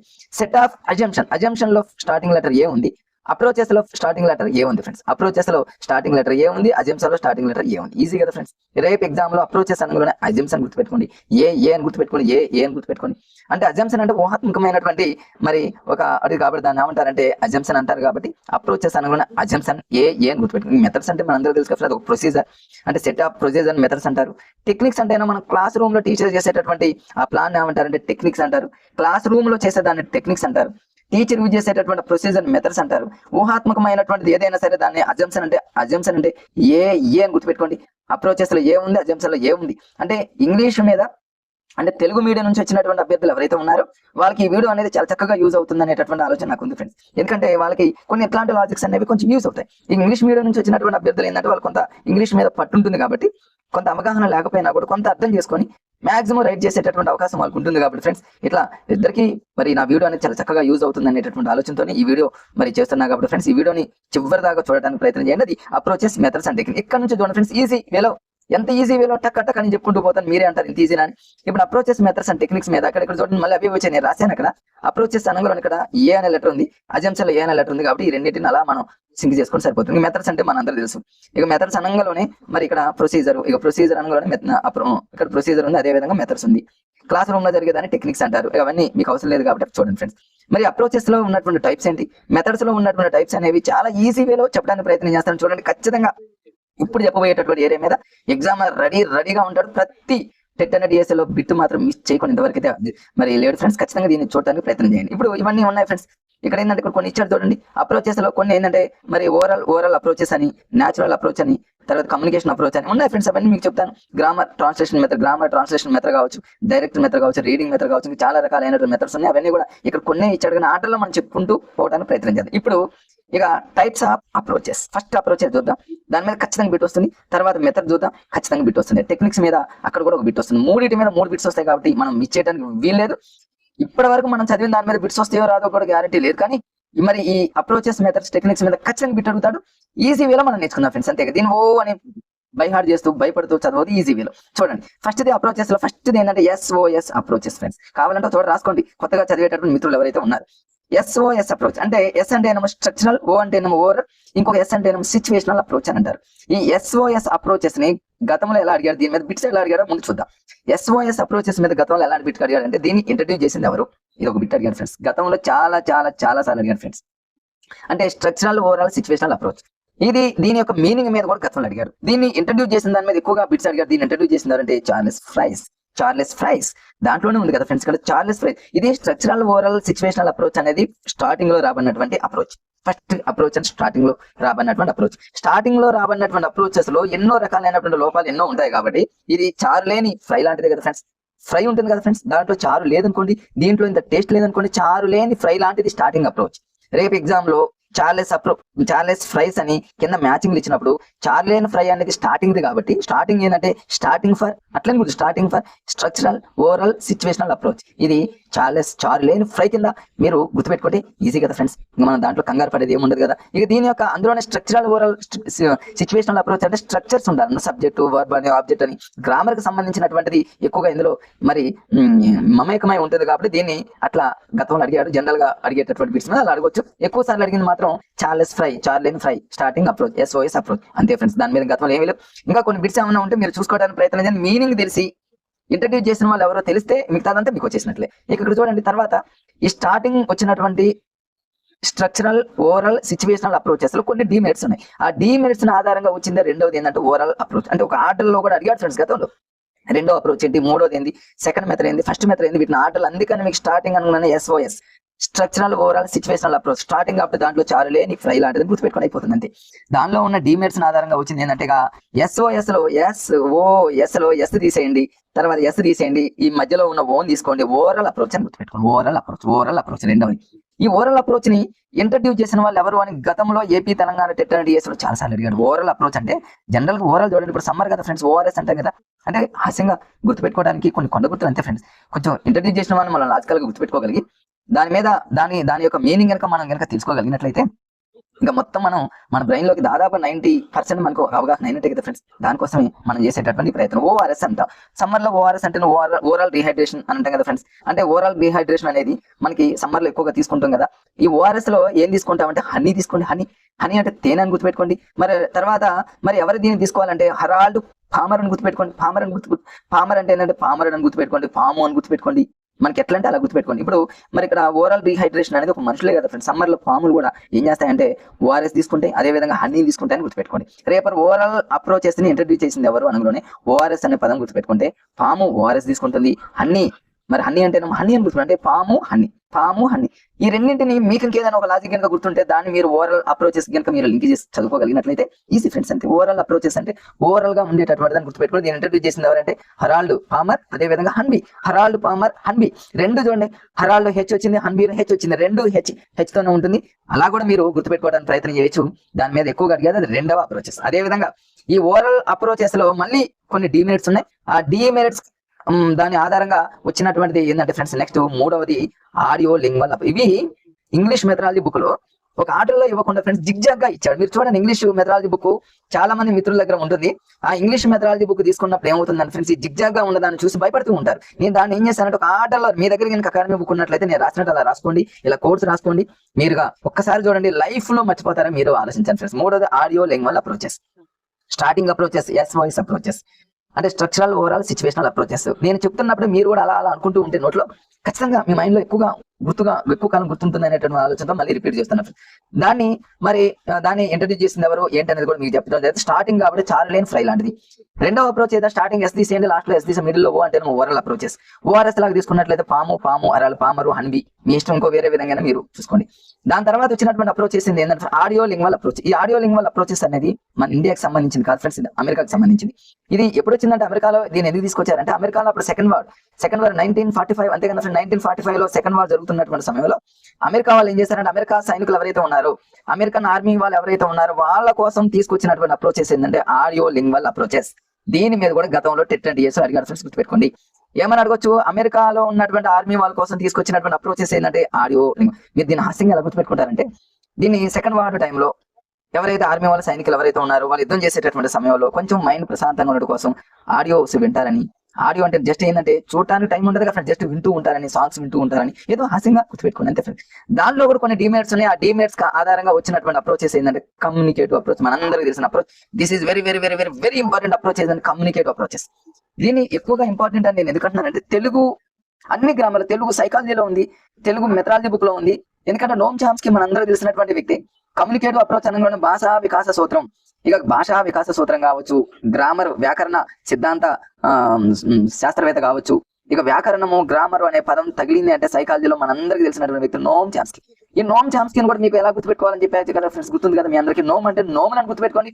ఎవరైతే నోములు ఎక్కువగా చేస్తూ ఉంటారో వాళ్ళకి భాష బాగా వస్తుందని, వాళ్ళకి పదజాలం బాగా వస్తుందని, నోములు చేసే వాళ్ళు ఒక టైంని కరెక్ట్ గా ఫాలో అవుతారని, సమయాన్ని కరెక్ట్ గా ఫాలో అవుతారని ఎన్నో లాజిక్తో మన వీడియో గతంలో ఉంది. బట్ అన్నింటిని కూడా మళ్ళీ సైకాలజీని గతంలో నేను సైకాలజీకి సంబంధించి గతంలో మా గురువు గారు అయినటువంటి జంగం సార్ బుక్ తీసుకొని నేను మొత్తం లాజికల్ తో మంచి వీడియోని ఒక చాలా వీడియోలు చేస్తాను, ఒక అద్భుతంగా ఒక వీడియోని మాత్రం పర్ఫెక్ట్ గా చేసి చూపించాను. ఇప్పుడు ఏం చేస్తాను friends, academy book, psychology academy book, DEd BEd రెండింటిని తీసుకొని టెట్ అంటే డిఎస్సికి సంబంధించి మరి ఏపీ తెలంగాణ వాళ్ళకి ఏదైతే ఉంటుందో వాటన్నింటినీ కూడా లాజికల్ గా స్టార్టింగ్ నుంచి ఎండింగ్ వరకు ఇప్పుడు అకాడమీ బుక్ మీద ఎక్కువగా ఫోకస్ పెట్టడానికి ప్రయత్నం చేద్దాం. బిట్టుపోకుండానే మనం వింటే చాలు అన్నట్టు మీకు చెప్పడానికి ప్రయత్నం చేస్తాం. ఫస్ట్ నోమ్ చామ్స్కీ భాషా వికాస శాస్త్రం అనగానే మనందరూ తెలుసు, ఇది దీని గురించి చెప్పిన అవసరం లేదు కాబట్టి నేను ఇక కంటిన్యూషన్ లోకి వెళ్ళేటటువంటి ప్రయత్నం చేద్దాం. నేను మధ్య మధ్యలో అన్ని హైలైట్లు చేశాను ఫ్రెండ్స్. హైలైట్ చేసింది గతంలో అడిగాడు అనేటటువంటిది మీరు గుర్తుపెట్టుకోండి. స్లోగా నేను మూవ్ చేస్తున్నా కాబట్టి కానీ అయినా సరే మీకు డిస్క్రిప్షన్ లో ఇదంతా కూడా మీకు పెడతా ఫ్రెండ్స్. కొన్ని చోమ్స్కీ అని క్లియర్ గా ఇచ్చారు. నోమ్ చామ్స్కీ కమ్యూనికేటివ్ అప్రోచ్. కమ్యూనికేటివ్ అంటే భాషా పరంపర అంటారు తెలుగులో, అంటే భాష అనగానే గ్రామర్ అనగా నోమ్ చామ్స్కీ నోములు భాష ఇట్లా గుర్తుపెట్టుకుంటే సరిపోతుంది. ఈజీ ఫ్రెండ్స్, అంత డీప్ గా మాత్రం ఆలోచించొద్దు. మరి ఎగ్జామ్ లో కూర్చున్నప్పుడు కూడా ఈజీగానే ఉంటుంది, కానీ మనం డీప్ గా ఆలోచించి బిట్ని రాంగ్ పెడతాం కూడా ఈజీగా అర్థం చేసుకోండి. బిట్ ఇంతేనా, ఇంత ఈజీగా ఉన్న చిన్న స్టేజ్ లో అర్థం చేసుకోండి, కానీ హార్డ్ గా పోయి రాంగ్ పెట్టేటటువంటి ప్రయత్నం చేయొద్దు. ఓకే ఫ్రెండ్స్, ఇప్పుడు మెథడ్స్, ఇప్పటి వరకు మనం చెప్పుకున్నటువంటి అవన్నీ కూడా అప్రోచెస్ ఫ్రెండ్స్. అప్రోచెస్ అంటే కమ్యూనికేటివ్ అప్రోచెస్ వరకు నేర్చుకుంటే చాలు ఫ్రెండ్స్. స్టార్టింగ్ ఎస్ఓఎస్ ఒక్కసారి రివిజన్ లాగా ఫ్రెండ్స్. ఎస్ఓఎస్ అనగా స్టార్టింగ్ కాబట్టి చార్లెన్స్ ఫ్రై లాంటిదని గుర్తుపెట్టుకోండి. అంటే స్ట్రక్చర్ కి సంబంధించింది, గ్రామర్ కి సంబంధించి సబ్జెక్ట్ వర్బ్ ఆబ్జెక్ట్ అట్లా వస్తుంది కాబట్టి దాని మీనింగ్ అది. దాని తర్వాత వచ్చినటువంటిది దానిలో ఉన్న డిమెరిట్స్ ఆధారంగా వచ్చిన రెండవ అప్రోచెస్ ఏంటని గతంలో అడిగారు. రెండవది ఏంటంటే ఎస్సీఎస్ తొలగించండి, ఓ అంటే ఓవరాల్ అప్రోచెస్ అని గుర్తుపెట్టుకోండి. ఓఆర్ఎస్ లాగా గుర్తుపెట్టుకున్నట్లయితే ఓవరాల్ అన్బి ఫార్మర్ అని గుర్తుపెట్టుకోండి, ఈజీగా వచ్చేస్తుంది ఫినిష్. దాంట్లో కొన్ని లోపాల నుంచి వచ్చినటువంటి అప్రోచెస్ ఏంటంటే అమెరికా వాళ్ళకి సంబంధించిన ఆడియో అనుకుంటాం. ఓ తర్వాత ఏ అని గుర్తుపెట్టుకోండి ఫ్రెండ్స్, అంటే ఆడియో లింగ్వల్ అప్రోచెస్, అది అమెరికా ఆర్మీ వాళ్ళ కోసం వచ్చినటువంటి. దాని తర్వాత 4వ అప్రోచెస్ ఏంటంటే నోమ్ చామ్స్కీ గారికి సంబంధించిన కమ్యూనికేటివ్ అప్రోచెస్. చాలా ఈ 4 అప్రోచెస్ గుర్తుపెట్టుకోండి, దాని మీనింగ్, దాన్ని ఇంట్రడ్యూస్ చేసిన వాళ్ళని అర్థం చేసుకున్న అప్రోచెస్ ఫినిష్. బిట్ అడిగితే మాత్రం ఖచ్చితంగా మీరు 4 ఆప్షన్లు చూడగానే ఆన్సర్ పెడతారని నమ్మకం నాకైతే ఉంది ఫ్రెండ్స్. ఇప్పుడు మెథడ్స్ చూద్దాం. మెథడ్స్ లో ఫస్ట్ మెథడ్ వచ్చేసి ఫ్రెండ్స్ గ్రామర్ ట్రాన్స్లేషన్ మెథడ్, రెండోది grammar translation method friends. First method grammar translation method. తర్వాత సెకండ్ వన్ వచ్చేసి direct method, third one bilingual method, మధ్యలో రీడింగ్ మెథడ్ వస్తుంది. వాటన్నింటిని మనం ఆర్డర్లోనే చదవాలి. ఎగ్జామినర్ ఆటోలోని ఇస్తాడు, ఎట్లాంటి బిట్స్ అడిగాడో కూడా గతంలో అడిగినటువంటి బిట్స్ కూడా మనం ఎక్స్ప్లెయిన్ చేసుకుంటూ వాటిని ఎలా గుర్తు పెట్టుకోవాలో కూడా చూసుకుంటూ వీడియోని కంటిన్యూషన్ చేద్దాం ఫ్రెండ్స్. ఇప్పుడు గ్రామర్ ట్రాన్స్లేషన్ మెథడ్, నేను మీకు ఇది అర్థం కావడం కోసం ఈజీ వేలో కొన్ని కొండ గుర్తుతో రాసే ఫ్రెండ్స్ చూడడానికి ప్రయత్నం చేయండి. గ్రామర్ ట్రాన్స్లేషన్ మెథడ్ అంటే ఇది స్టార్టింగ్ మెథడ్ కదా ఫ్రెండ్స్, కాబట్టి ట్రెడిషనల్ మెథడ్ అంటారు, ఓల్డెస్ట్ మెథడ్ అంటారు. ఎగ్జామ్ లో గతంలో ఎవరు అడిగాడు అంటే ఓల్డెస్ట్ మెథడ్ ఏందని అడిగాడు ఫ్రెండ్స్, అడిగాడు ఏపీ తెలంగాణ టెట్ అని చేశాడు. ఓల్డెస్ట్ మెథడ్ అంటే స్టార్టింగ్ లో వచ్చిన మెథడ్ కాబట్టి గ్రామర్ ట్రాన్స్లేషన్ మెథడ్. దానికి మారుపేర్లు ఏందని అడిగాడు, ట్రెడిషనల్ మెథడ్, ట్రెడిషనలే కదా. తర్వాత ఇది natural method, unnatural method. Starting లో వచ్చింది ఎప్పుడు న్యాచురల్ మెథడ్, ఎన్నో డిమెరిట్స్ ఉంటాయి కాబట్టి అది అన్యాచురల్ మెథడ్స్ అడిగాడు ఫ్రెండ్స్ ఇది కూడా. తర్వాత రెండోది ఇంపార్టెంట్ ఏంటంటే మాక్సిమం 100కి 100% తెలుగుని యూజ్ చేసినటువంటి మెథడ్. ఒక 100 సార్లు ఎగ్జామ్ లో అడిగినటువంటి బిట్ ఫ్రెండ్స్, ఎంత ఇంపార్టెంట్ అంటే తెలుగుని 100% యూజ్ చేసినటువంటి మెథడ్, 100% వాడినటువంటి మెథడ్, 100 రోజులు ఆడినటువంటి సినిమా లాంటిది ఫ్రెండ్స్ ఇది. 100 days ఆడినటువంటి మూవీ లాంటిది ఇది. అంత సక్సెస్ అయిన 100 రోజులు సక్సెస్ అయినటువంటి మెథడ్ ఏంటంటే గ్రామర్ ట్రాన్స్లేషన్ మెథడ్. అంటే ఇది ఎక్కువ సంవత్సరాలు నడిచినటువంటి అప్రోచెస్ ఏంది, ఎక్కువ ఇయర్స్ నడిచినటువంటి అప్రోచెస్ కాదు మెథడ్, ఎక్కువ సంవత్సరాలు ఉన్నటువంటి మెథడ్ ఏంటంటే గ్రామర్ ట్రాన్స్లేషన్ మెథడ్. మరి అలాంటి మెథడ్ ని ఇంట్రడ్యూస్ చేసినటువంటి వ్యక్తి చాలా ఇంపార్టెంట్ ఫ్రెండ్, జేబీ మెడింగర్. గతంలో చాలా సార్లు చెప్పిన మెడింగర్ అంటే మోడీ అని గుర్తుపెట్టుకోండి ఫ్రెండ్స్. జేబీ మెడింగర్ అంటే మోడీ అని కూడా. మోడీ గారు చూడండి, ఏదైనా ఒక రాష్ట్రానికి వెళ్ళేటప్పుడు ఆ రాష్ట్రంలో ఉన్నటువంటి లాంగ్వేజ్ ని మరి వాళ్ళ లాంగ్వేజ్ లో ఏం చేస్తారంటే తెలుగులో మనం ఏం చేసేవాళ్ళం ఫ్రెండ్స్. గతంలో గ్రామర్ ట్రాన్స్లేషన్ మెథడ్ అంటే గతంలో మరి ఎలా చదివేవాళ్ళంటే ఇంగ్లీష్ లో ఉన్నదాన్ని తెలుగులోకి రాసుకొని మనం చదువుకునేటటువంటి ప్రయత్నం చేసేవాళ్ళం స్టార్టింగ్ లో. కాబట్టి దాన్ని గ్రామర్ ట్రాన్స్లేషన్ మెథడ్. అంటే నేను అన్నం తిన్నాను అనే దాన్ని ఇంగ్లీష్ లో ఉన్నదాన్ని అలా తెలుగులో రాసుకొని, అంటే ఇంగ్లీష్ దాన్ని తెలుగులోకి యాజ్ ఇట్ ఈజ్ గా రాసుకుంటూ చదివేటటువంటి మెథడ్ ని గ్రామర్ ట్రాన్స్లేషన్ మెథడ్ అంటారు. 100% తెలుగు అంటే ఇంగ్లీష్ ఎక్కడ ఉన్నా అక్కడ తెలుగు వాడాల్సింది. 100% తెలుగును వాడినటువంటి మెథడ్ గ్రామర్ ట్రాన్స్లేషన్ మెథడ్. దీన్ని ఇంట్రడ్యూస్ చేసిన ఎవరంటేనేమో మోడీ గారిని గుర్తుపెట్టుకోండి. ఎందుకంటే గ్రామర్ ట్రాన్స్లేషన్ చేయాలంటే మోడీ గారి స్టేట్స్ పోయినప్పుడు గుర్తుపెట్టుకోండి. ఇది ఎన్నో డిమెరిట్స్ ఉన్నాయి కాబట్టి అన్యాచురల్ మెథడ్. ఎక్కువ ఇయర్స్ మరి నడిచినటువంటి మెథడ్ ఏంటంటే మరి గ్రామర్ ట్రాన్స్లేషన్ మెథడ్. 100% తెలుగుని వాడినటువంటి మెథడ్ ఏంటంటే గ్రామర్ ట్రాన్స్లేషన్ మెథడ్. చాలా చాలా ఇంపార్టెంట్ ఫ్రెండ్స్, అవి గుర్తుపెట్టుకోండి చాలు.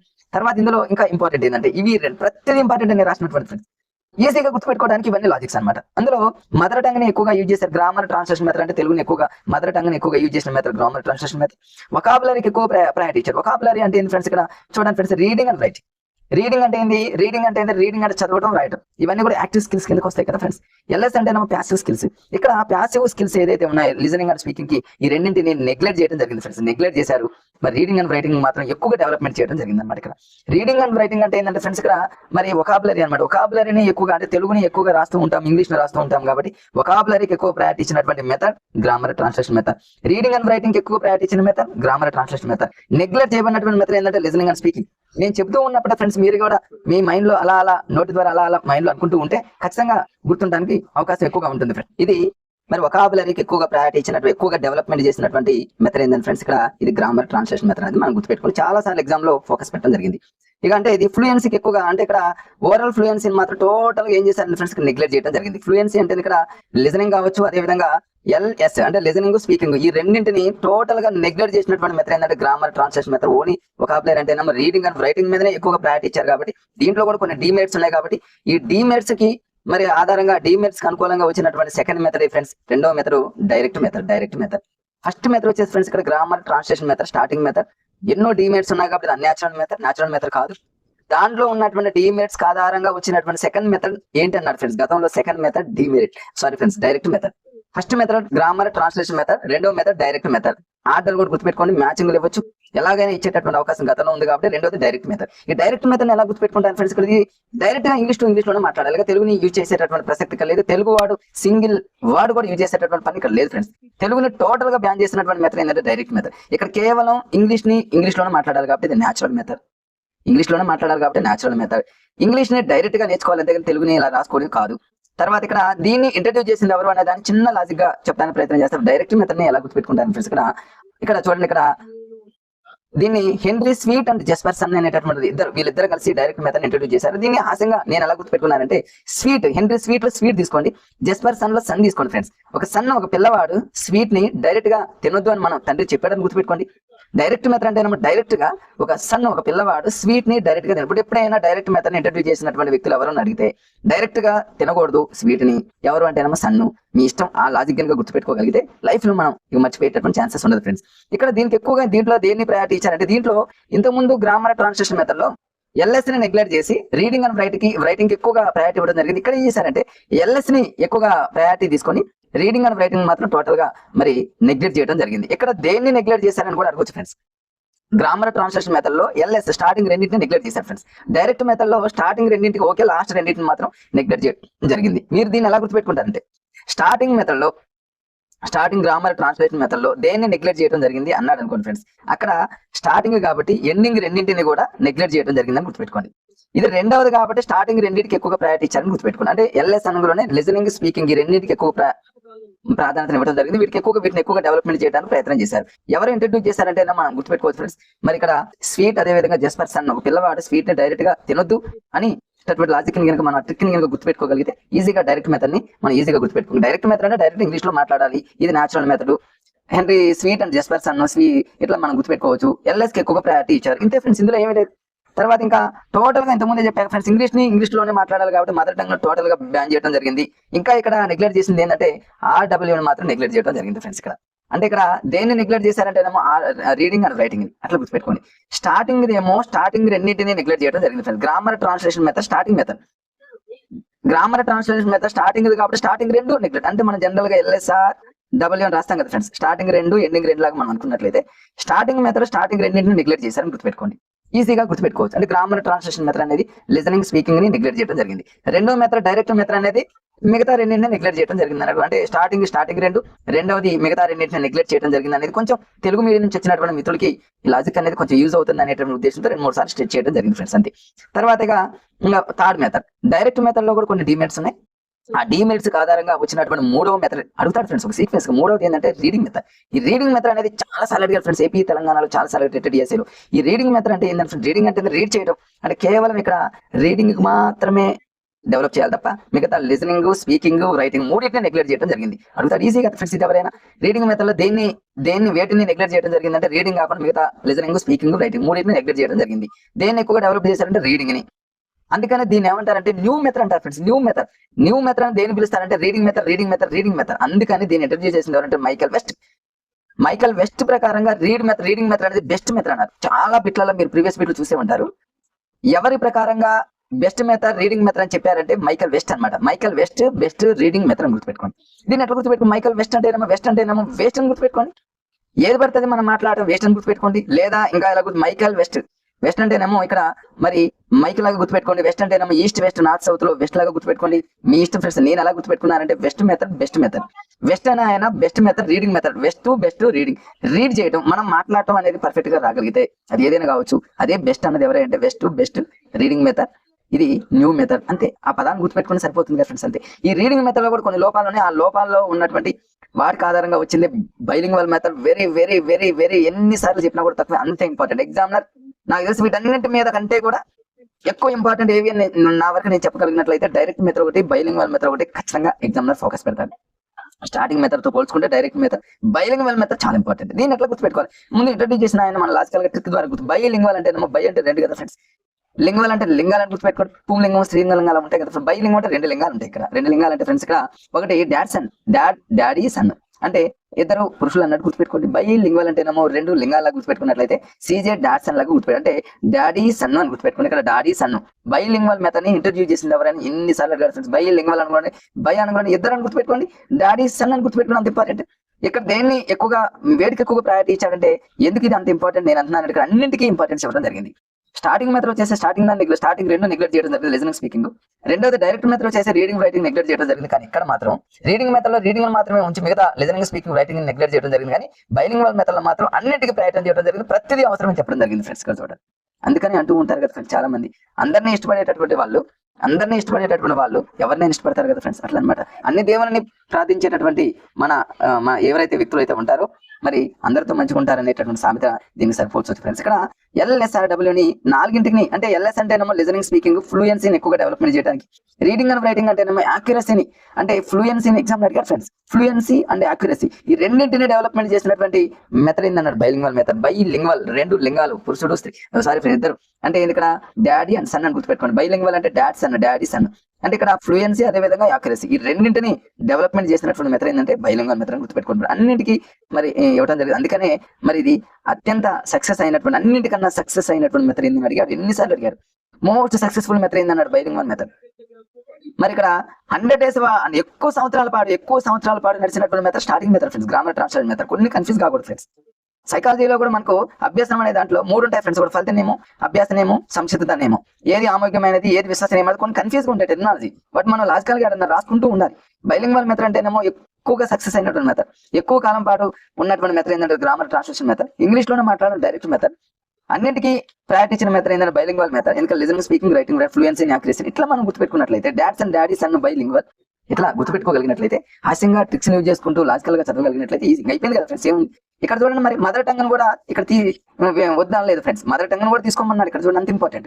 మనకి ఎక్కడైతే కష్టమైనటువంటివి, అంటే ఇక్కడ అబ్నార్మల్ అనమాట. ఇక్కడ ఏంటి అమూర్త విషయాలు, ఏవైనా మనకు తెలియనటువంటి విషయాలు, కష్టంగా ఉన్నటువంటి విషయాలు, అమూర్త విషయాలు మనకి వచ్చినప్పుడు అలాంటప్పుడు ఖచ్చితంగా మదర్ టంగ్ యూజ్ చేయాల్సిందే, ఎంటీని యూజ్ చేయాల్సిందే. అంటే అన్నింటినీ అనమాట, ప్రతి దాన్ని కూడా దేన్ని కూడా వేస్ట్ గా పోనివ్వకుండా అన్నింటినీ తీసుకోవాలి అన్నాడు. కాబట్టి సక్సెస్ అయినటువంటి మెథడ్ ఏంటంటే మరి ఇది బైలింగ్వల్ మెథడ్. ఇది చాలా ఇంపార్టెంట్. నెక్స్ట్ కంటిన్యూస్ లో చూద్దాం. టెక్నిక్స్ అంటే అప్రోచెస్ అయిపోయింది, మెథడ్స్ అయిపోయింది, టెక్నిక్స్ మీద గతంలో అడిగినటువంటి బిట్స్ ఏంటంటే ఇక్కడ టీచింగ్ ఆఫ్ స్ట్రక్చర్స్ అండ్ వొకాబులరీలో చూడండి. ఎక్కడ కూడా ఎక్కడైతే ఎగ్జామ్ లో, అంటే జనరల్ చూడండి ఫ్రెండ్స్, చాలా మంది మెటీరియల్ ఎన్నో చదువుతూ ఉంటారు. కానీ నాకు తెలిసినంత వరకు ఫస్ట్ అకాడమీ బుక్ ని ఫాలో అవడం చాలా బెటర్. అకాడమీ బుక్ లో మీరు తెలుగు కావచ్చు, మెథడాలజీ, ఇంగ్లీష్ మెథడాలజీ కావచ్చు, సైన్స్ మెథడాలజీ కావచ్చు, సోషల్ మెథడాలజీ కావచ్చు, సైకాలజీ బుక్ కావచ్చు, పిఐ బుక్ కావచ్చు, సరే కంటెంట్ సంబంధించి మనం ఎట్లయినా అకాడమీ బుక్ చదువుతాము. ఫస్ట్ అకాడమీ బుక్ చదివిన తర్వాతనే చాలా స్టాండర్డ్ గా, మంచిగా, అద్భుతంగా, మనకి ఈజీగా అర్థమయ్యే విధంగా రాసేటటువంటి మరి మేధావులు చాలా మంది ఉన్నారు. వాళ్ళు రాసినటువంటి మంచి బెస్ట్ మెటీరియల్ తీసుకొని అకాడమీ బుక్ చదివిన తర్వాత మెటీరియల్ ఫాలో అవుతూ, మనకు అర్థం కాని మెటీరియల్ ఫాలో అవుతూ చదివితే ఖచ్చితంగా మనం అందరికంటే ఎక్కువ మార్కులు సాధిస్తామనేది నా నమ్మకం. ఫస్ట్ అకాడమీ బుక్, ఎందుకంటే ఎగ్జామినర్ తీసుకోవాల్సింది కూడా అకాడమీ బుక్. ఇక్కడ చూడండి, ఇవన్నీ ఎన్నిసార్లు అడిగారు. టైప్స్ ఆఫ్ వొకాబులరీ రెండు, యాక్టివ్ వొకాబులరీ, ప్యాసివ్ వొకాబులరీ. ఎన్నిసార్లు అడిగారు ఫ్రెండ్స్. యాక్టివ్ వొకాబులరీ అంటే యాక్టివ్ స్కిల్స్ లాగా ఫ్రెండ్స్. యాక్టివ్ గా ఉండే స్కిల్స్ రెండు, ప్యాసివ్ గా ఉండే స్కిల్స్ రెండు ఉన్నాయి. యాక్టివ్ గా ఉండే స్కిల్స్ ఏంటంటే స్పీకింగ్, అదే విధంగా రైటింగ్. అది వాళ్ళు యాక్టివ్ గా ఉంటారు. ప్యాసివ్ గా ఉండేవి ఏంటంటే కేవలం వీళ్ళు రిసీవ్ చేసుకుంటారు. ఏంటంటే లిజనింగ్ అండ్ రీడింగ్. ఇంతకుముందు లాంగ్వేజ్ స్కిల్స్ 4 లో చెప్పుకోవడం జరిగిన అవే ఈ వొకాబులరీ కింద అవే వస్తాయి అనమాట. అంతే ఫ్రెండ్స్, అంతేగా. అంటే ఆ రెండు, యాక్టివ్ వొకాబులరీ అంటే ప్యాసివ్, అంటే యాక్టివ్ స్కిల్స్, ప్యాసివ్ స్కిల్స్ చదువున్నట్లయితే ఈజీగా నేను అక్కడ రాశాను, చూసుకోవడానికి ప్రయత్నం చేయండి. ప్యాసివ్ వొకాబులరీ ఏమంటారు, రికగ్నైజేషన్ వొకాబులరీ అని కూడా అంటారు. అవి ఏంటంటే రిసెప్టివ్ వొకాబులరీ అని, రిసీవ్ వొకాబులరీ అని. వీళ్ళు ప్యాసివ్ గా ఉంటారు, లిజనింగ్ అదే విధంగా రీడింగ్ అని, ఇట్లాంటివి అనమాట. తర్వాత మూడోది ఏంటంటే ఫ్రెండ్స్, ఇక్కడ మూడవ వొకాబులరీ ఏంటంటే ad hoc vocabulary. Active vocabulary, passive vocabulary మనకు తెలుసు, యాక్టివ్ స్కిల్స్, ప్యాసివ్ స్కిల్స్ లాగా. అడ్హాక్ వొకాబులరీ అంటే ఏంటంటే దాని మీనింగ్ కూడా ఇక్కడ రాసాను చూడండి ఫ్రెండ్స్. మీ బుక్ లో కూడా రాసుకోండి ఈజీగా. తెలుగు మీడియం అభ్యర్థులు ఎవరైతే మిత్రులు ఉంటారో, అడ్హాక్ అంటే ఏంటంటే ఫ్రెండ్స్ ఎలాబరేట్ చేయని అవసరం లేదు, ఎలాబరేట్ చేస్తూ ఉంటారు. మనకు అలంకారాల్లో ఇంత దాన్ని అంత చేసి చెప్పడం అంటారు కదా ఫ్రెండ్స్, అతిశయత అలంకారం అంటే ఇంత దాన్ని అంత చేసి చెప్పడం అంటూ ఉంటారు కదా ఫ్రెండ్స్. లాబరేట్ చేయడం అంటే చాలా మంది చిన్న విషయం అంత చేసి చెప్పడం అవసరం లేదు. ఏదైనా ఫర్ ఎగ్జాంపుల్ ఇక్కడ చూడండి, కొండ చిలువ పాము ఉన్నాయని చెప్తే సరిపోతుంది, కానీ పాము అంత ఉంది, కొండ చిలువ ఎంత ఉంది ఇవన్నీ చెప్పడం అవసరం లేదు. అడహాక్ అంటే మరి ఉన్నదాన్ని ఉన్నట్టు కాకుండా ఎక్కువగా చేసి చెప్పొద్దు అని చెప్పేది అడహాక్ వొకాబులరీ. దాని మీనింగ్ తెలిస్తే ఏదైనా మీరు మరి ఖచ్చితంగా పెట్టేటటువంటి ఛాన్సెస్ ఉన్నాయి ఆన్సర్ ఫ్రెండ్స్. తర్వాత చూద్దాము ఇక టెక్నిక్స్ ఆఫ్ టీచింగ్ వొకాబులరీలో ఇంకా ఏమున్నాయి అనేది చూద్దాం ఫ్రెండ్స్. ఇక్కడ చూద్దాము ఎంత ఇంపార్టెంట్ అంటే ఇక్కడ మీ అందరికీ తెలిసి ఎన్నో ప్రీవియస్ బిట్లు ఎన్నో ఎగ్జామ్లు రాసినటువంటి మిత్రులు చాలా మంది ఉన్నారు కాబట్టి ఎంత ఇంపార్టెంట్ కంటెంట్ వర్డ్స్, అదేవిధంగా structural words, which is the following right content words, which is the following structural words ఎన్నిసార్లు అడిగారు ఫ్రెండ్స్ ఎగ్జామ్ లో. దాని మీనింగ్ తెలిస్తే చాలు. ఇక్కడ నుంచి ఒక 2-3 పేజీలు ఉన్నాయి ఖచ్చితంగా బిట్ కంటెంట్ వర్డ్స్ ఒకటి, స్ట్రక్చరల్ వర్డ్స్ ఒకటి, అథెంటిక్ మెటీరియల్ ఒకటి, కొన్ని తెలియనటువంటి పదాలని మన వేలో గుర్తుపెట్టుకుంటే ఈజీ. కంటెంట్ వర్డ్స్ అంటే ఫ్రెండ్స్, కంటెంట్ అంటే ఏంటంటే కంటెంట్ అని గుర్తుపెట్టుకోండి. స్ట్రక్చరల్ అంటే ఏమో గ్రామర్ కి సంబంధించిన గుర్తుపెట్టుకోండి చాలు. కంటెంట్ వర్డ్స్ అనేవి కంటెంట్ ప్రతి బుక్ లో వస్తూ ఉంటాయి కదా ఫ్రెండ్స్, కంటెంట్ అంటే ఎక్కువగా ఉంటాయి ఇవి. స్ట్రక్చరల్ అంటే ఏమో గ్రామరే కదా, అక్కడక్కడే వస్తాయి చాలా తక్కువగా ఉంటాయి ఇవి. ఎక్కువగా ఉండేవి కంటెంట్ వర్డ్స్, కంటెంట్ లో ఎక్కువగా కంటెంట్ ఉంటుంది, గ్రామర్ అక్కడక్కడ తక్కువ ఉంటుంది కాబట్టి తక్కువగా ఉంటాయి అంతే. కంటెంట్ అనేది ఖచ్చితంగా మీనింగ్ ఉంటుంది, కానీ గ్రామర్ మాత్రం మీనింగ్ ఉండొచ్చు ఉండకపోవచ్చు స్ట్రక్చరల్ వర్డ్స్ లో. కానీ కంటెంట్ వర్డ్స్ లో మాత్రం ఖచ్చితంగా మీనింగ్ లో ఉండాల్సిందే. ఈ కంటెంట్ వర్డ్స్ ఏంటి అంటే ఇక్కడ ఇవి గుర్తుపెట్టుకోండి. వీటికంటే ముందు స్ట్రక్చరల్ వర్డ్స్ గుర్తుపెట్టుకుంటే ఈజీ. స్ట్రక్చరల్ వర్డ్స్ అంటే గ్రామర్ కదా, సబ్జెక్ట్ వర్బ్ ఆబ్జెక్ట్ లో రకరకాలనే వస్తూ ఉంటాయి. ఇవి గ్రామర్ నే తెలియజేస్తాయి మనకు తెలుసు. ఏంటి గ్రామర్? ఆర్టికల్స్ ఏ యాంద ఈ 3 కూడా ఎన్నిసార్లు అడిగారు ఫ్రెండ్స్. స్ట్రక్చరల్ వర్డ్స్ అని కింద ఎగ్జాంపుల్స్ అడుగుతూ ఉన్నారు ఫ్రెండ్స్, మ్యాచింగ్ ఇస్తా ఉన్నారు. ఆర్టికల్స్ అంటే ఏ యాంద ఇది స్ట్రక్చరల్ వర్డ్స్. తర్వాత prepositions of, with, in, at ఇవన్నీ. తర్వాత వచ్చేసి ఇక హెల్పింగ్ వర్డ్స్, హెల్పింగ్ అన్నమాట సహాయక క్రియలు అంటే ఇక్కడ యాము, ఈజ్, ఆర్ ఇవన్నీ కూడా. తర్వాత ప్రొనౌన్స్, నౌన్స్ కాదు ఫ్రెండ్స్, ఇక్కడ నౌన్స్ మాత్రం ఇది ఒక్కడ నౌన్స్ మాత్రం కంటెంట్ వర్డ్స్ కిందకి వస్తుంది, ప్రొనౌన్స్ మాత్రం స్ట్రక్చరల్ వర్డ్స్ కిందకి వస్తుంది. అది ఒక్కడ గుర్తుపెట్టుకోండి. నౌన్స్ అంటే తెలుగులో నామవాచకాలు మాత్రం కంటెంట్ వర్డ్స్, దాని బదులుగా వచ్చి హీ, షీ, ఇటు ఉన్నాయి కదా ఫ్రెండ్స్, అవన్నీ కూడా స్ట్రక్చరల్ వర్డ్స్ కింద మీరు గుర్తుపెట్టుకోండి స్ట్రక్చరల్ వర్డ్స్. తర్వాత ఇంకా ఏమున్నాయంటే ఇక్కడ స్ట్రక్చరల్ వర్డ్స్ లో గ్రామర్ కి సంబంధించి కంజంక్షన్స్ కలిపేవి కావచ్చు, ఇంటర్జెక్షన్ కావచ్చు, ఇంటరాగేటివ్ వర్డ్స్ హూ, వేరు, హూ ఇవన్నీ ఉన్నాయి కదా ఫ్రెండ్స్. అంటే ఇవి ఇంతవరకు గుర్తుపెట్టుకున్నా కూడా స్ట్రక్చరల్ వర్డ్స్ ఈజీగా గుర్తుపెట్టుకుని. నౌన్, ప్రొనౌన్ కొంచెం డిఫరెంట్ గుర్తుపెట్టు. నౌన్ అంటే ఏమో కంటెంట్, ప్రొనౌన్ అంటే ఏమో స్ట్రక్చరల్. ఇట్లా ఇవన్నీ కూడా స్ట్రక్చరల్ వర్డ్స్. ఇవన్నీ కంటెంట్ వర్డ్స్ అంటే కొన్ని ఏమంటే కంటెంట్స్ మన టెక్స్ట్ బుక్ కంటెంట్ సంబంధించిన నౌన్, నామవాచకాలు. యాడ్జెక్టివ్స్ ఎక్కువగా బాగా అడిగారు ఫ్రెండ్స్ గుణాలకు సంబంధించి. అంటే యాడ్జెక్టివ్స్ సంబంధించిన వర్డ్స్ ఇస్తానమాట. లాంగ్ అని, స్మాల్ అని, షార్ట్ అని, బ్యూటిఫుల్ అని, హ్యాండ్సమ్ అని ఇవన్నీ కూడా యాడ్జెక్టివ్స్ పదాలు కదా. ఇవన్నీ కూడా కంటెంట్ వర్డ్స్. అదేవిధంగా యాడ్వర్బ్, తర్వాత మెయిన్ వర్బ్. ఇక్కడ హెల్పింగ్ వెర్బ్ వేరు, మెయిన్ వెర్బ్. మెయిన్ గా ఉండేటటువంటి పదాలు ఏవైనా కంటెంట్ వర్డ్స్ ఫ్రెండ్స్. నౌన్ ఉంది, మెయిన్ కంటెంట్ వర్డ్స్. ప్రొనౌన్ ఉంది, దాని నుంచి వచ్చేది స్ట్రక్చరల్ వర్డ్స్. మెయిన్ వెర్బ్ ఏదైతే ఉంటుందో కంటెంట్ వర్డ్స్, దాని నుంచి కాకుండా హెల్పింగ్ వెర్బ్ ఏవైతే హెల్పింగ్ ఉంటాయి అవన్నీ కూడా స్ట్రక్చరల్ వర్డ్స్. అంటే మెయిన్ గా ఉండేవి కంటెంట్స్, దాని నుంచి వచ్చేవన్నీ స్ట్రక్చర్స్ అని గుర్తుపెట్టుకోండి. స్ట్రక్చరల్ వర్డ్స్ అన్నట్టు గుర్తుపెట్టి. ఈ 2 మీద గతంలో చాలా సార్లు అడిగాడు. Very very very important friends. మీరు ఒకసారి గత ప్రీవియస్ పేపర్ లో చూసినట్లయితే మీకు అర్థం అవుతుంది ఎంత ఇంపార్టెంట్. ఇవి చూసి మీరు ప్రీవియస్ బిట్ లో ప్రాక్టీస్ చేయండి. ఖచ్చితంగా ప్రతి ఇంగ్లీష్ మెథడాలజీ బిట్ మాత్రం మీరు ఫోన్ ఇవ్వరు ఫ్రెండ్స్, అంతేగా ఆ నమ్మకం నాకు ఉంది. తర్వాత చూద్దాం టీచింగ్ లెర్నింగ్ మెటీరియల్ అంటే టీఎల్ఎం. ఇక టీఎల్ఎం అనేది ప్రతి మెథడాలజీలో ఉంటుంది.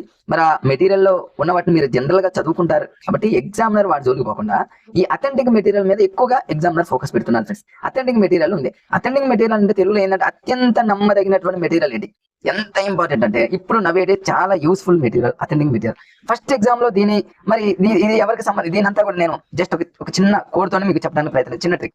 అథెంటిక్ మెటీరియల్ ని ఇంట్రడ్యూస్ చేసింది ఎవరు? గతంలో చాలా సార్లు అడిగారు. అథెంటిక్ మెటీరియల్ ని గతంలో మరి అడిగినటువంటి బిట్ ఏంటంటే దీన్ని ఇంట్రడ్యూస్ చేసిన తర్వాత సీజే కుక్ ఇచ్చాడు, బుక్ లో ఉంది చూపిస్తా. సీజే కుక్ దాన్ని గుర్తుపెట్టుకోవాలి. అథెంటిక్ అంటే అత్తగారింట్లో అని గుర్తుపెట్టుకోండి. అత్తగారింట్లో కుక్కు, అత్త ఏం చేస్తుందని మనకు మంచిగా వండి పెడుతుందని గుర్తుపెట్టుకోండి. అత్తగారింటికి పోతే మనకు సీజే కుక్ అడుగుతాడు. మ్యాచింగ్ లేవచ్చు CJ Cook, authentic material CJ Cook ఎలా అత్తగారు మనకు మంచిగా వండి పెడుతుందని గుర్తుపెట్టుకోండి ఫ్రెండ్స్. అంతే. ఇది అత్యంత నమ్మదగినటువంటి మెటీరియల్. మన అత్తగారు అత్యంత నమ్మదగినటువంటి వ్యక్తి అని గుర్తుపెట్టుకోండి. ఏంటవి? ఇది క్లాస్ రూమ్ కి సంబంధించిందే ఫ్రెండ్స్. ఇది అంతేగాని ఇది ఫ్రెండ్స్ ఇది స్టూడెంట్స్ కి సంబంధించింది కానీ క్లాస్ రూమ్ కి సంబంధించింది కాదు. ఈ అథెంటిక్ మెటీరియల్ అనేది కేవలం స్టూడెంట్ కి సంబంధించింది. ఇది క్లాస్ రూమ్ కి యూస్ కాకూడదు. ఫర్ ఎగ్జాంపుల్ ఎలక్ట్రిక్ బిల్ ఉంది. ఎగ్జామ్ లో అడిగినటువంటి బిట్స్ అన్ని మీకు ఎక్స్ప్లెయిన్ చేస్తాను. ఎలక్ట్రిక్ బిల్ ఉంది. ఎలక్ట్రిక్ బిల్లులో చూడండి ఫ్రెండ్స్ అవన్నీ ఉంటాయి. పిల్లవాడు చూస్తూ ఉంటాడు, బిల్ ఇచ్చిపోయిన తర్వాత కొంత అర్థమై చదువుతాడు. ఇది పిల్లవాడు ఏంటంటే ఇది పిల్లవాడికి సంబంధించింది కానీ దీని క్లాస్ రూమ్ లో తీసుకెళ్ళి కరెంట్ బిల్ ఇది మనం ఎక్కడ ఉండదు. అదే విధంగా మరి 5 స్టార్ మన మంచి చాక్లెట్లు కావచ్చు, డైరీ మిల్క్ చాక్లెట్లు కావచ్చు, 5 స్టార్ చాక్లెట్లు కావచ్చు. ఇవన్నీ చాక్లెట్ పేపర్ చూడండి ఫ్రెండ్స్. పేపర్ మీద రకరకాలైనటువంటి టేస్టీ గురించి అందులో ఉండే ఐటమ్స్ గురించి మొత్తం రాయడం జరుగుతుంది. పిల్లవాడు మరి తిన్న తర్వాత కొంచెం తెలుగు వాళ్ళ పిల్లలు చదువుతూ ఉంటారు. దాని మ్యానుఫ్యాక్చరింగ్ డేట్ ఎప్పుడు, ఎక్స్పైరీ డేట్స్ ఎప్పుడు ఇవన్నీ చూస్తూ ఉంటారు. ఇది కేవలం పిల్లవాడికి సంబంధించింది కానీ క్లాస్ రూమ్ లో ఇప్పుడు రైల్వే స్టేషన్ లో టికెట్ తీసుకుంటాము. ట్రైన్ ఎక్కితే టికెట్, బస్ ఎక్కితే టికెట్, చాక్లెట్ మీద టికెట్, సో పేపర్ మీద పేపర్ ఉంటుంది, కవర్ ఉంటుంది. ఇవన్నీ కూడా పిల్లవాడు అక్కడికి పోయినప్పుడు జస్ట్ అట్లా చూసుకోవడానికి, అంటే దాని వల్ల కూడా నాలెడ్జ్ వస్తుంది. పిల్లవాడికి క్లాస్ రూమ్ లోనే కాదు, బయట కూడా నాలెడ్జ్ వస్తుంది, బయట కూడా చదవగలుగుతాడు. ఇవన్నీ అనేటటువంటిది, ఇవన్నీ కూడా అటెండింగ్ మెటీరియల్. అడిగాడు ఫ్రెండ్స్ గతంలో, సో పేపర్ ఏంటి attending material, electric bill paper ఏంటి attending material, chocolate paper any chocolate paper attending material. దీన్ని ఇంట్రడ్యూస్ చేసింది ఎవరు? అత్తగారు మంచిగా ఉండి పెడుతుంది, సీజెక్కు. ఇట్లా ఇట్లా మన లాజికల్ గా క్లాస్ రూమ్ కి సంబంధించిన, స్టూడెంట్ సంబంధించిన, క్లాస్ రూమ్ కాదు ఫ్రెండ్స్, స్టూడెంట్ సంబంధించింది. ఎన్నిసార్లు అడిగారు ఫ్రెండ్స్ అటెండింగ్ మెటీరియల్, అత్యంత నమ్మదగిన మెటీరియల్ ఏంటంటాడు? Attending material. అత్తగారు ఉండి పెట్టేది మంచి కుక్కు, సీజే కుక్ అంతే ఫ్రెండ్స్. ఇవన్నీ ఇక్కడ రాశారు చూడండి క్లియర్ గా. అంటే టెక్స్ట్ బుక్ లో ఉన్న వాటిని నేను ఎక్కువ ప్రాక్టీస్, షో పేపర్ కావచ్చు, రైల్వే స్టేషన్ లో రైల్వే టికెట్ కావచ్చు, బస్ టికెట్ కావచ్చు, ఏదైనా కావచ్చు, అన్ని కూడా పిల్లవాడు చూసి అంతేగాని క్లాస్ రూమ్ లో ఇవి చేయడు. సీజే కాదు ఫ్రెండ్స్, సారీ సీజే కాదు, VJ cook, VJ cook friends, VJ cook. VJ cook, cook అంటేనేమో కుక్ అని గుర్తుపెట్టుకున్నా, 101 గుర్తుపెట్టుకుని అంతే. సరే సీజే అన్న వీజే అన్న కుక్ అనే పదం వస్తుంది కదా ఫ్రెండ్స్ అంతే. తర్వాత ఇంకా నెక్స్ట్ చూద్దాం ఫ్రెండ్స్, ఇంకా ఏముందో దాదాపుగా ఇంగ్లీష్ మెథడాలజీకి సంబంధించి క్లైమాక్స్ లోకి రావడం జరిగింది. అప్పుడే అయిపోయింది. ఇవన్నీ కూడా ఎగ్జాంపుల్స్, ఇవన్నీ చూడండి. షో పేపర్ కావచ్చు, తర్వాత క్రేయాన్స్ కావచ్చు, కార్టూన్స్ కావచ్చు, పేపర్స్ కావచ్చు, ఇవన్నీ కూడా స్టాంప్ పేపర్స్ కావచ్చు, ఇవన్నీ కూడా పిల్లవాడికి సంబంధించిందే. కానీ ఇవన్నీ ఇక్కడంతా కూడా చాలా ఉన్నాయి చార్ట్ పేపర్స్, ఇవన్నీ కూడా అటెండింగ్ మెటీరియల్. వీజే కుక్ అనేటటువంటి ఆయన ఇంట్రడ్యూస్ చేయడం జరిగింది. ఇవన్నీ కూడా. తర్వాత ప్లానింగ్. ప్లానింగ్ అంటే మనందరికీ తెలుసు, అన్ని మెథడాలజీలో కామన్ గా ఉన్న టాపిక్ అని ప్లానింగ్. ఈ ప్లానింగ్ లో ఎక్కువగా మనకు తెలిసి ఇయర్ ప్లాన్ అని, యూనిట్ ప్లాన్ అని, లెసన్ ప్లాన్ అని. ఇయర్ ప్లాన్ అంటే మనందరూ తెలుసు కదా ఫ్రెండ్స్. ఇయర్ ప్లాన్ అంటేనేమో సంవత్సరం మొత్తం మీద ప్లాన్ గీస్తూ ఉంటారు, హెచ్ఎం. యూనిట్ ప్లాన్ అంటేనేమో టీచర్ తయారు చేస్తాడు. తర్వాత ఇంకా ఇంకా ఇక్కడ ఏమున్నాయి అంటే ఫ్రెండ్స్, ఇక్కడ ఇందులో ఒకటి ఇంపార్టెంట్ బిట్ ఉంది ఫ్రెండ్స్. ఇక్కడ ఒకటి మైక్రో టీచింగ్, రెండోది మ్యాక్రో టీచింగ్. బిఎడ్ ట్రైనింగ్ చేసినటువంటి ఛాత్రోపాధ్యాయ మిత్రులందరూ తెలుసు మైక్రో టీచింగ్ అంటే ఒక పెద్ద టీచింగ్, అది మ్యాక్రో టీచింగ్ అంటే చాలా చిన్న, మ్యాక్రో చిన్నది అన్నట్టు. ఈ మైక్రో టీచింగ్ ని ఇంట్రడ్యూస్ చేసినటువంటి వ్యక్తి ఎవరు అంటే బిఎఫ్ స్కిన్నర్ అడిగాడు, గతంలో అడిగాడు ఫ్రెండ్స్. ఎట్లా అడిగాడు అంటే మైక్రో టీచింగ్ మీద దాని మీద ఎక్కువగా దాన్ని ఇంట్రడ్యూస్ చేసిన వారు మైక్రో టీచింగ్ అనుకోని బిఎఫ్ స్కిన్నర్ ఇచ్చాడు. చాలా మంది ఏనా బిఎఫ్ స్కిన్నర్ అంటే మనందరూ తెలుసు బిహేవియరిస్ట్ అనమాట. బిఎఫ్ స్కిన్నర్ సైకాలజీలో అభ్యాసంలో లెర్నింగ్ అనేటువంటి చాప్టర్ లో బిఎఫ్ స్కిన్నర్ అనగా కార్యక్రమిత అభ్యాస సిద్ధాంతం, కార్యసాధక అభ్యాస సిద్ధాంతం. స్కిన్నర్ లో చివరిలో ఆర్ ఉంది, ఆర్ ఫర్ ర్యాట్ అంటే ఎలుకల మీద ప్రయోగం చేసినటువంటి శాస్త్రవేత్త. ఇది సైకాలజీలో బిఎఫ్ స్కిన్నర్. దీంతో ఎలా లింక్ చేయాలంటే, మైక్రో టీచింగ్ అంటే మైక్రోస్కోప్ తో మనం ఏం చేస్తామంటే స్కిన్ ని చూస్తాం, గుర్తుపెట్టుకోండి. ఎందుకంటే స్కిన్ మీద ఏమన్నా వైరస్ కావచ్చు, బ్యాక్టీరియా కావచ్చు, అంటే వైరస్ మెయిన్ మైక్రోస్కోప్ ఎక్కువగా వైరస్ చూస్తూ ఉంటాం కాబట్టి. మరి అలాంటివి అంటే జస్ట్ హాస్యంగా బిఎఫ్ స్కిన్నర్ అనే పదాన్ని, స్కిన్ ని మైక్రోస్కోప్ తో చూడడం అనే ట్రిక్ ని గుర్తుపెట్టుకుంటే బిఎఫ్ స్కిన్నర్ అంతేగా. బిఎఫ్ స్కిన్నర్ కి తాన డైక్ కి మీకు రిలేషన్ తెలియదు. తాన డైక్ అంటేనేమో తాన డైక్ లో చివరిలో కావచ్చు సి వచ్చింది, సి అంటే సి ఫర్ క్యాట్. తాన డైక్ యత్న ప్రయత్న దోష సిద్ధాంతం. తాన డైక్ మనందరికీ తెలుసు, కుక్క మేము సారీ ఫ్రెండ్స్ పిల్లి మీద ప్రయోగం చేయడం జరిగింది. బిఎఫ్ స్కిన్నర్ అంటే ఏమో కార్యక్రమిత అభ్యాస సిద్ధాంతం, కార్యసాధక సిద్ధాంతం, చట్టాలు గిట్టాలు ఇవన్నీ ఇక్కడే ఉంటాయి. ర్యాట్ మీద ప్రయోగం చేయడం జరిగింది. ఈ ర్యాట్ కి సైకాలజీలో మీ అందరికీ చిన్న కన్ఫ్యూజ్ ఫ్రెండ్స్. ఇక్కడ ర్యాట్ కి పిల్లికి తేడా. కుక్క అంటేనేమో అందరికీ తెలుసు, ఇవన్ పావులో 1905 అని మనకు తెలుసు, లాలజలం అని తెలుసు. ఎలుక అదే విధంగా పిల్లి ప్రయోగం, ఎలుక ప్రయోగం సేమ్ ఉంటుంది. కొత్తగా చదివే మిత్రులు సైకాలజీ ఇక్కడ కన్ఫ్యూజ్ అవుతూ ఉంటారు. పిల్లి పెట్టెలోనే ఫజిల్ బాక్స్ లోనే ఉంటుంది, ఎలుక ఫజిల్ బాక్స్ లోనే ఉంటుంది. కానీ పిల్లి ముందు ఆహారం పెడతారు, ఎలుక ముందు ఆహారం పెడతారు. ఇక్కడ చిన్న కన్ఫ్యూజ్ ఏంటంటే, పిల్లికి ఆహారం కనిపిస్తుంది, ఎలుకకి ఆహారం కనిపించదు. పిల్లికి ఆహారం ముందు ఉంటుంది, ఫజిల్ బాక్స్ లో అది ఉంటుంది, ఆహారం మంచి కనిపిస్తూ ఉంటుంది. పిల్లి ఏం చేస్తూ ఉంటుందంటే, ఆహారం కోసం పిల్లి రకరకాలైనటువంటి ప్రయత్నాలు చేసే కొద్ది స్టార్టింగ్ కొంత ఎక్కువ టైం పడుతుంది, అది ఓపెన్ అవుతుంది, ఆహారం తింటుంది. మళ్ళీ కొంచెం టైం తగ్గుతుంది, అంటే రాను ఏమవుతుందంటే పిల్లి కనిపెట్టేసి ఇదే బటన్ టక్కన నొక్కుతుంది, ఫుడ్ తింటుంది. అంటే పిల్లికి ఆహారం కనపడుతుందనే లాజిక్ ట్రిక్. ఎలుకకి ఆహారం కనపడుతుంది ఫ్రెండ్స్ ఇక్కడ. అంటే పజిల్ బాక్స్ ఉంటుంది, బయట ఫుడ్ ఉంటుంది కానీ కనిపించకుండా ఒక మాస్క్ లాంటి తీసేస్తారు. ఎలుక ర్యాట్ ఏం చేస్తుందంటే, బయట ఫుడ్ ఉందని తెలియదు, దానికి ఏదో అటు ఇటు ప్రయోగాలు చేస్తూ ఉంటుంది, అటు ఇటు తిరుగుతా ఉంటే టక్కన ఓపెన్ అవుతుంది, బయటకు రంగులో ఫుడ్ ఉంటుంది, ఆహా మరే భలే ఫుడ్ వచ్చింది అనుకుంటుంది. అంటే ఇక్కడ ప్రతిస్పందన అనేది ఏమైందంటే దానికి తెలియకుండానే వచ్చింది. అంటే ఇక్కడ అందుకని ఎగ్జామ్ లో అడుగుతా ఉంటాడు. ఒక రోడ్డు మీద ఒక గుడ్డి మహిళ కావచ్చు, గుడ్డి వ్యక్తి కావచ్చు, రోడ్డు మీద వెళ్తూ ఉంటే ఒక పాప, స్కూల్ పాప ఆ రోడ్డు మీద వెళ్తూ ఉన్నటువంటి ఆ గుడ్డి వ్యక్తిని రోడ్డుని దాటిస్తుంది. అది చూసినటువంటి క్లాస్ టీచర్ క్లాస్కి పోయిన తర్వాత పాప క్లాస్కి వెళ్తే, ఏంటమ్మా ఇంత లేట్ వచ్చావని అడిగితే, సార్ ఇలా జరిగింది అన్నప్పుడు, అది చెప్పక ముందే క్లాస్ టీచర్ ఏం చేస్తాడంటే క్లాప్స్ కొట్టించాడు. అమ్మ నువ్వు ఆగని క్లాప్స్ కొట్టించాడు. అంటే ఆ పిల్లకి తెలియదు చూడండి.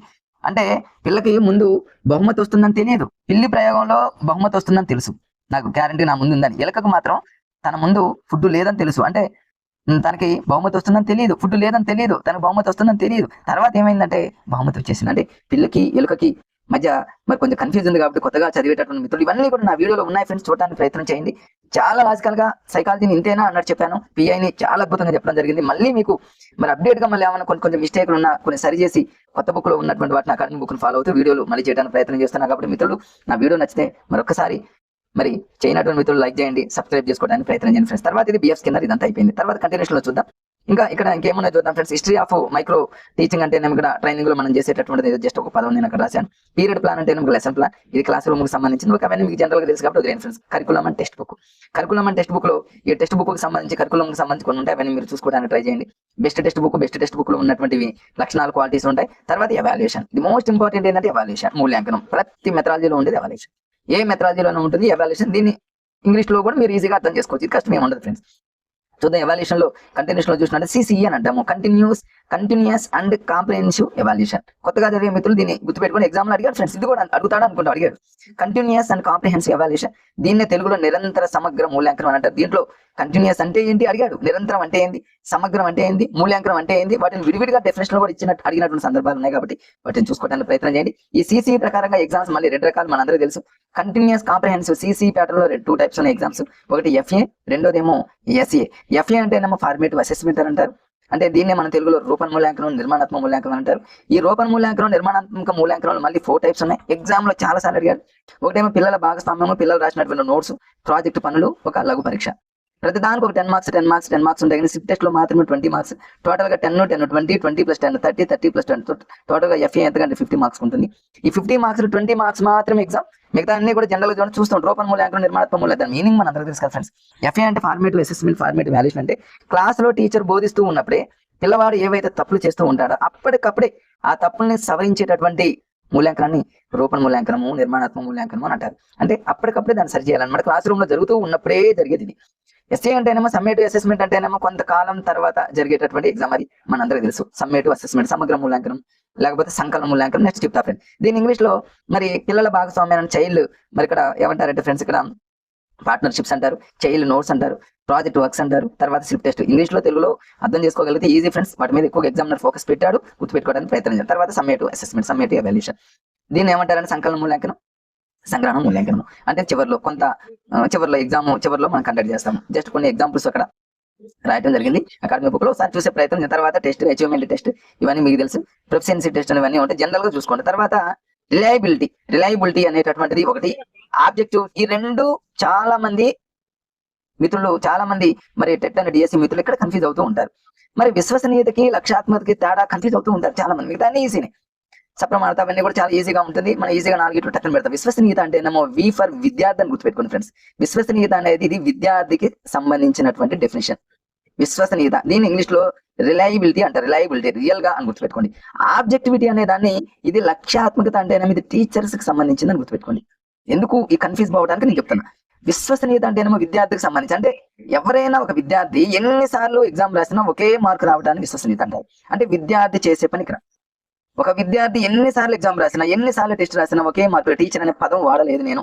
ఒక విద్యార్థి ఎన్నిసార్లు, విద్యార్థికి సంబంధించిన పదం ఎగ్జాంపుల్ వస్తే దట్ ఈస్ కాల్డ్ విశ్వసనీయత. దాన్ని రిలయబిలిటీ అంటారు. రియల్ హీరో విద్యార్థి అని గుర్తుపెట్టుకోండి. నేను అలానే గుర్తుపెట్టుకోండి. రియల్ హీరో ఎవరైనా టీచర్ కాదు, విద్యార్థి.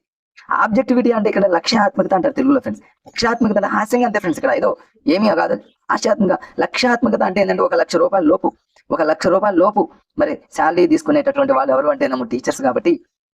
మరి దీనికే సమాజంలో చాలా మంది లక్షలు సంపాదిస్తూ ఉంటారు టీచర్లు అంటూ ఉంటారు. చాలా రాంగ్ ఫ్రెండ్స్. నేను ఒక టీచర్ వృత్తిగా ఉన్నా కాబట్టి మరి అత్యంత అద్భుతమైనటువంటి వృత్తి ఏంటంటే టీచర్ వృత్తి. ఎటువంటి లంచం కానివ్వండి, ఎటువంటిది ఏమీ లేకుండా పిల్లల కోసం అహర్నిశలు కష్టపడుతూ పిల్లల్ని మనం అద్భుతంగా తయారు చేసేటటువంటి అద్భుతమైనటువంటి గొప్ప వృత్తి ఏంటంటే, నా ఈ 14 years లో నేను నేర్చుకున్నది ఏంటంటే మరి టీచర్ వృత్తి అనేది, ఉపాధ్యాయ వృత్తి అనేది చాలా గొప్పది అనేది నేను ఫీల్ అవుతున్నాను. మిగతా డిపార్ట్మెంట్ లో రకరకాలుగా మనం ఎన్నో చూస్తూ ఉంటాము. ఎన్నో రకాల లంచగొండితనం అనేది అన్ని డిపార్ట్మెంట్ లో ఉంది. కానీ ఒక టీచర్ అనేది చాలా పవర్ఫుల్. కానీ ఈ టీచర్ ని గౌరవించలేనటువంటి సమాజం ఇప్పుడు తయారైంది. మనం ఏం చేయలేం ఫ్రెండ్స్. అంటే 1 లక్ష రూపాయల లోపే సంపాదించేది టీచర్. అంటే ఇక్కడ టీచర్ కి సంబంధించి ఏదైనా ఎగ్జాంపుల్ అడిగారు అంటే, ఒక టీచర్ ఎన్నిసార్లు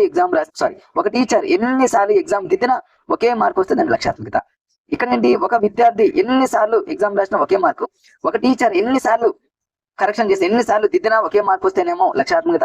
ఒక పిల్లవాడు ఎన్నిసార్లు ఎగ్జామ్ రాస్తే ఒకే మార్క్ వస్తే విశ్వసనీయత. ఇక్కడ పిల్లవాడు చేస్తారు, ఇక్కడ టీచర్ చేస్తారు. అంటే ఈ రెండింటిని గుర్తుపెట్టుకుంటే ఒక మార్కు ఏ మెథడాలజీలో వస్తుంది దాన్ని గుర్తుపెట్టుకోవడానికి ప్రయత్నం చేయండి. చాలా మంది మిత్రులు కన్ఫ్యూజ్ అవుతూ ఉన్నారు అని చాలా మంది అడిగారు కాబట్టి ఇక్కడ దానికి క్లారిటీ ఇవ్వడం జరిగింది ఫ్రెండ్స్. ఇక్కడ వ్యాలిడిటీ అంటే సప్రమాణత అందరికీ తెలిసినటువంటిది. తర్వాత వచ్చేసి ఇంకా శాట్ అంటేనేమో స్కాలాస్టిక్ అచీవ్మెంట్ టెస్ట్ అంటారు, మన అందరికీ తెలుసు. మరి తర్వాత అందరికీ బెంజమిన్ బ్లూమ్స్ కి సంబంధించి మెథడాలజీలో అందరూ చదివేది కదా 1956 బెంజమిన్ బ్లూమ్స్ మనందరూ తెలుసు. బెంజమిన్ బ్లూమ్స్ 1956 అనంలో మనకి జ్ఞానాత్మక రంగం, భావవేశ రంగం, మానసిక చలనాత్మక రంగం. జ్ఞానాత్మక రంగాన్ని ఇంగ్లీష్ లో కాగ్నేటివ్ డొమైన్ అంటారు. భావవేశ రంగాన్ని ఇంగ్లీష్ లో ఇక్కడ ఇచ్చాడు కాబట్టి మనం ఇంగ్లీష్ లో translate effective domain, psychomotor domain. ఇది బ్లూమ్స్ థియరీ అని అంటారు. 1956 లో వచ్చింది. ఇక ఈ బ్లూమ్స్ కి సంబంధించి ఇక కాగ్నేటివ్ డొమైన్ రంగంలో జ్ఞానాత్మక రంగంలో ఏమంటే జ్ఞానం, అవగాహన, వినియోగం, విశ్లేషణ, సంశ్లేషణ, మూల్యాంకనం. భావవేశ రంగం రంగంలోనే గ్రహించడం, ప్రతిస్పందించడం, విలువ కట్టడం, అట్లా అవన్నీ కూడా భావవేశ రంగంలో ఉంటాయి. తర్వాత మానసిక చలనాత్మక రంగంలో సైకో మరి మోటార్ డొమైన్ లో అట్లా అందులో కూడా స్పష్టీకరణ ఉంటాయి. ఇవన్నీ స్పష్టీకరణ అంటారు. మరి ఇక్కడ ఇంగ్లీష్ మెథడాలజీలో కేవలం ఏమి ఇచ్చాడంటే డొమైన్, మరి కాగ్నేటివ్ డొమైన్ మాత్రమే ఇచ్చాడు. అది ఒకసారి ఇంగ్లీష్ లో ఉన్న తెలుగులో ఉన్నదాన్ని ఇంగ్లీష్ లో గుర్తుపెట్టుకోవడం ఫ్రెండ్స్. అందులో ఏముందో చెప్పండి. బ్లూమ్స్ 1956 లో ఇక్కడ ఏముందో చెప్పండి. దాంట్లో ఉన్న స్పష్టీకరణ ఏమున్నాయి? ఒకటి నాలెడ్జ్ అంటే జ్ఞానం, అవగాహన, వినియోగము, విశ్లేషణ, సంశ్లేషణ, మూల్యాంకనం. అంటే ఒకటోది ఏంది, రెండోది ఇంగ్లీష్ లో అడిగినప్పుడు తెలుగులో దాన్ని గుర్తుపెట్టుకుని దాన్ని ఇంగ్లీష్ లో గుర్తుపెట్టుకుని అయిపోతుంది అంతేగా. కాగ్నేటివ్ డొమైన్ లో థర్డ్ వన్ ఏంటంటే ఇంగ్లీష్ లో అడిగాడు. ఇంగ్లీష్ మెథడాలజీలో జ్ఞానం, అవగాహన, వినియోగాన్ని ఇంగ్లీష్ లో అప్లికేషన్. వినియోగంలో వి ఉంది, వి తర్వాత మళ్ళీ విశ్లేషణ వస్తుంది, సంశ్లేషణ రాదు ఫ్రెండ్స్. ఇక్కడ కన్ఫ్యూజ్ అవుతూ ఉంటారు. జ్ఞానం, అవగాహన, వినియోగము, సంశ్లేషణ, విశ్లేషణ కన్ఫ్యూజ్ అవుతూ ఉంటారు. నో, అసలు కన్ఫ్యూజ్ అవుతుంది. వి తర్వాత వీనే వస్తుందని గుర్తుపెట్టుకోండి అంతే. తర్వాత 2001 లో మళ్ళీ దీన్ని కాగ్నేటివ్ డొమైన్ మళ్ళీ చేంజ్ చేసి ఏం చేశారంటే 2001లో దాన్ని మళ్ళీ మార్చి దాన్ని నూతనంగా వచ్చినటువంటి మరి జ్ఞానాత్మక రంగంలో ఉన్న స్పష్టీకరణ ఏంటంటే లాస్ట్ లో ఉన్న రెండు చేంజ్ అవుతాయి అంతే. అంటే ఏంది, సంశ్లేషణ అటు పోతుంది, ఎవాల్యుయేషన్ ఇటు వస్తుంది. అది కిందకు వస్తుంది, అది పైకి వస్తుంది. అది మనందరికీ తెలుసు కాబట్టి ఇది మనందరికీ తెలుసు. దాని గురించి పెద్దగా నేను చెప్పేది ఏమలేదు, మనందరికీ తెలుసు. తర్వాత కంటిన్యూషన్ లో చూద్దాం. ఇంకా ఎవాల్యుయేషన్ లో దాదాపు అయిపోయింది ఫ్రెండ్స్. ఇంకేముంది, బ్లూ ప్రింట్ మీద ఒకప్పుడు బ్లూ ప్రింట్ కి సంబంధించి బాగా బిట్స్ అడిగేవాడు. ఇప్పుడు అకాడమిక్ స్టాండర్డ్స్ మీద ఎక్కువగా బిట్స్ అడుగుతూ ఉన్నాడు. ఏ మెథడాలజీ అయినా సరే అకాడమిక్ స్టాండర్డ్స్ అంటే విద్యా ప్రమాణాల మీద ఖచ్చితంగా బిట్ అడుగుతాడు కాబట్టి వాటిని లాజికల్ గా చాలా వీడియోలు చేసే ఫ్రెండ్స్ నేను. మళ్ళీ మెథడాలజీలో మళ్ళీ మీకోసం ఇప్పుడు ఇంగ్లీష్ మెథడాలజీ అయిపోయింది ఫ్రెండ్స్. ఈ రోజు మొన్న ఇంగ్లీష్ మెథడాలజీ మీద వీడియో చేద్దాం అనుకున్నాను ఫ్రెండ్స్. ఒక మా రిలేటివ్స్ లో 2 పెళ్లిళ్ళు ఉండటం వల్ల తప్పనిసరి పరిస్థితుల్లో నేను వీడియో చేయలేకపోయాను. ఓకే ఫ్రెండ్స్, మరి ఇంకా నేను ఏదైనా రకంగా మీకు ప్రతి రోజు వీడియో చేయడానికి, ఒక రోజు మిస్ అయినా రెండో రోజైనా ఖచ్చితంగా వీడియో చేయడానికి ప్రయత్నం చేస్తాను. ఈ రోజు ఇంగ్లీష్ మెథడాలజీ అయిపోయింది. నెక్స్ట్ అకాడమీ బుక్ నే తెలుగు మెథడాలజీ కావచ్చు, సైన్స్ మెథడాలజీ కావచ్చు, సోషల్ మెథడాలజీ కావచ్చు, మ్యాథ్స్ మెథడాలజీ కావచ్చు. మెథడాలజీ మీద ఫస్ట్ ఫోకస్ పెట్టి మధ్యలో కొంచెం బోర్ అనిపిస్తే ఏం చేస్తారంటే సైకాలజీ 2 బుక్స్ ఉన్నాయి. డిఎడ్ లో 2 ఉన్నాయి, బిఎడ్ లో 2 ఉన్నాయి. మరి ఏపీ తెలంగాణ 2 అకాడమీ బుక్స్ నా దగ్గర సైకాలజీ ఉన్నాయి. సైకాలజీ మీద కూడా అకాడమీ బుక్ లో ఉన్నటువంటి స్టార్టింగ్ నుంచి ఎండింగ్ వరకు అన్ని చాప్టర్లని చెప్పడానికి ప్రయత్నం చేస్తూ, అదే విధంగా ఇంకా తెలుగు గ్రామర్ ని కొంచెం కష్టంగా ఉండదు, ఈజీగా ఉండే వాటిని కాకుండా కన్ఫ్యూజ్ కష్టంగా ఉన్న వాటిని గ్రామర్ కావచ్చు. తెలుగు కంటెంట్ ఫ్రెండ్స్ గా ఏపీ తెలంగాణ తెలుగు కంటెంట్ కి సంబంధించి అన్ని చాప్టర్లలో ఉన్నటువంటి అన్నింటిని కూడా గతంలో చెప్పాను. అయినప్పటికీ కూడా మరి తెలుగు కంటెంట్ ను కూడా ఆ రచన కావచ్చు, బిరుదులు కావచ్చు, కన్ఫ్యూజ్ విశేషాంశాలు కావచ్చు, వాటిని కూడా మళ్ళీ academy book, new academy book 2026 book కి సంబంధించి వాటిని తీసుకొని ఏమైనా మార్పులు చేర్పులు ఉన్నాయో చూస్తూ వాటిని కూడా లాజికల్ గా చెప్తూ మధ్యలో బోర్ కొడుతూ అన్నింటినీ కూడా టెట్ అండ్ డిఎస్సికి సంబంధించి ప్రతిదీ అకాడమీ బుక్లు ఫాలో అవుతూ మీకు వీడియోలు చేయడానికి ప్రయత్నం చేస్తే, మెథడాలజీ బుక్లు, కంటెంట్ బుక్లు చూడకుండానే మీకు చెప్పడానికి ప్రయత్నం చేస్తా. అదే science content, social content, maths content, ఇవన్నీ వీటిని కూడా చెప్పడానికి ప్రయత్నం చేస్తా. ఓకే ఫ్రెండ్స్, ఇప్పుడే కొత్తగా చూస్తున్నటువంటి మిత్రులు కావచ్చు, లేదా ఇప్పుడు చూస్తున్న మిత్రులు నా వీడియో కనుక నిజంగా మీకు యూజ్ అవుతుంది ఈ వీడియో నాకు అనిపిస్తే మాత్రం ఒక లైక్ చేయండి, జస్ట్ ఒక లైక్ చేయండి. అదేవిధంగా సబ్స్క్రైబ్ చేసుకోవడానికి ప్రయత్నం చేయండి. ఇంకా వేరే మిత్రులు కూడా షేర్ చేయండి. ఓకే ఫ్రెండ్స్, మరొక వీడియోతో మళ్ళీ మీ ముందుకు వస్తా. Okay, bye friends.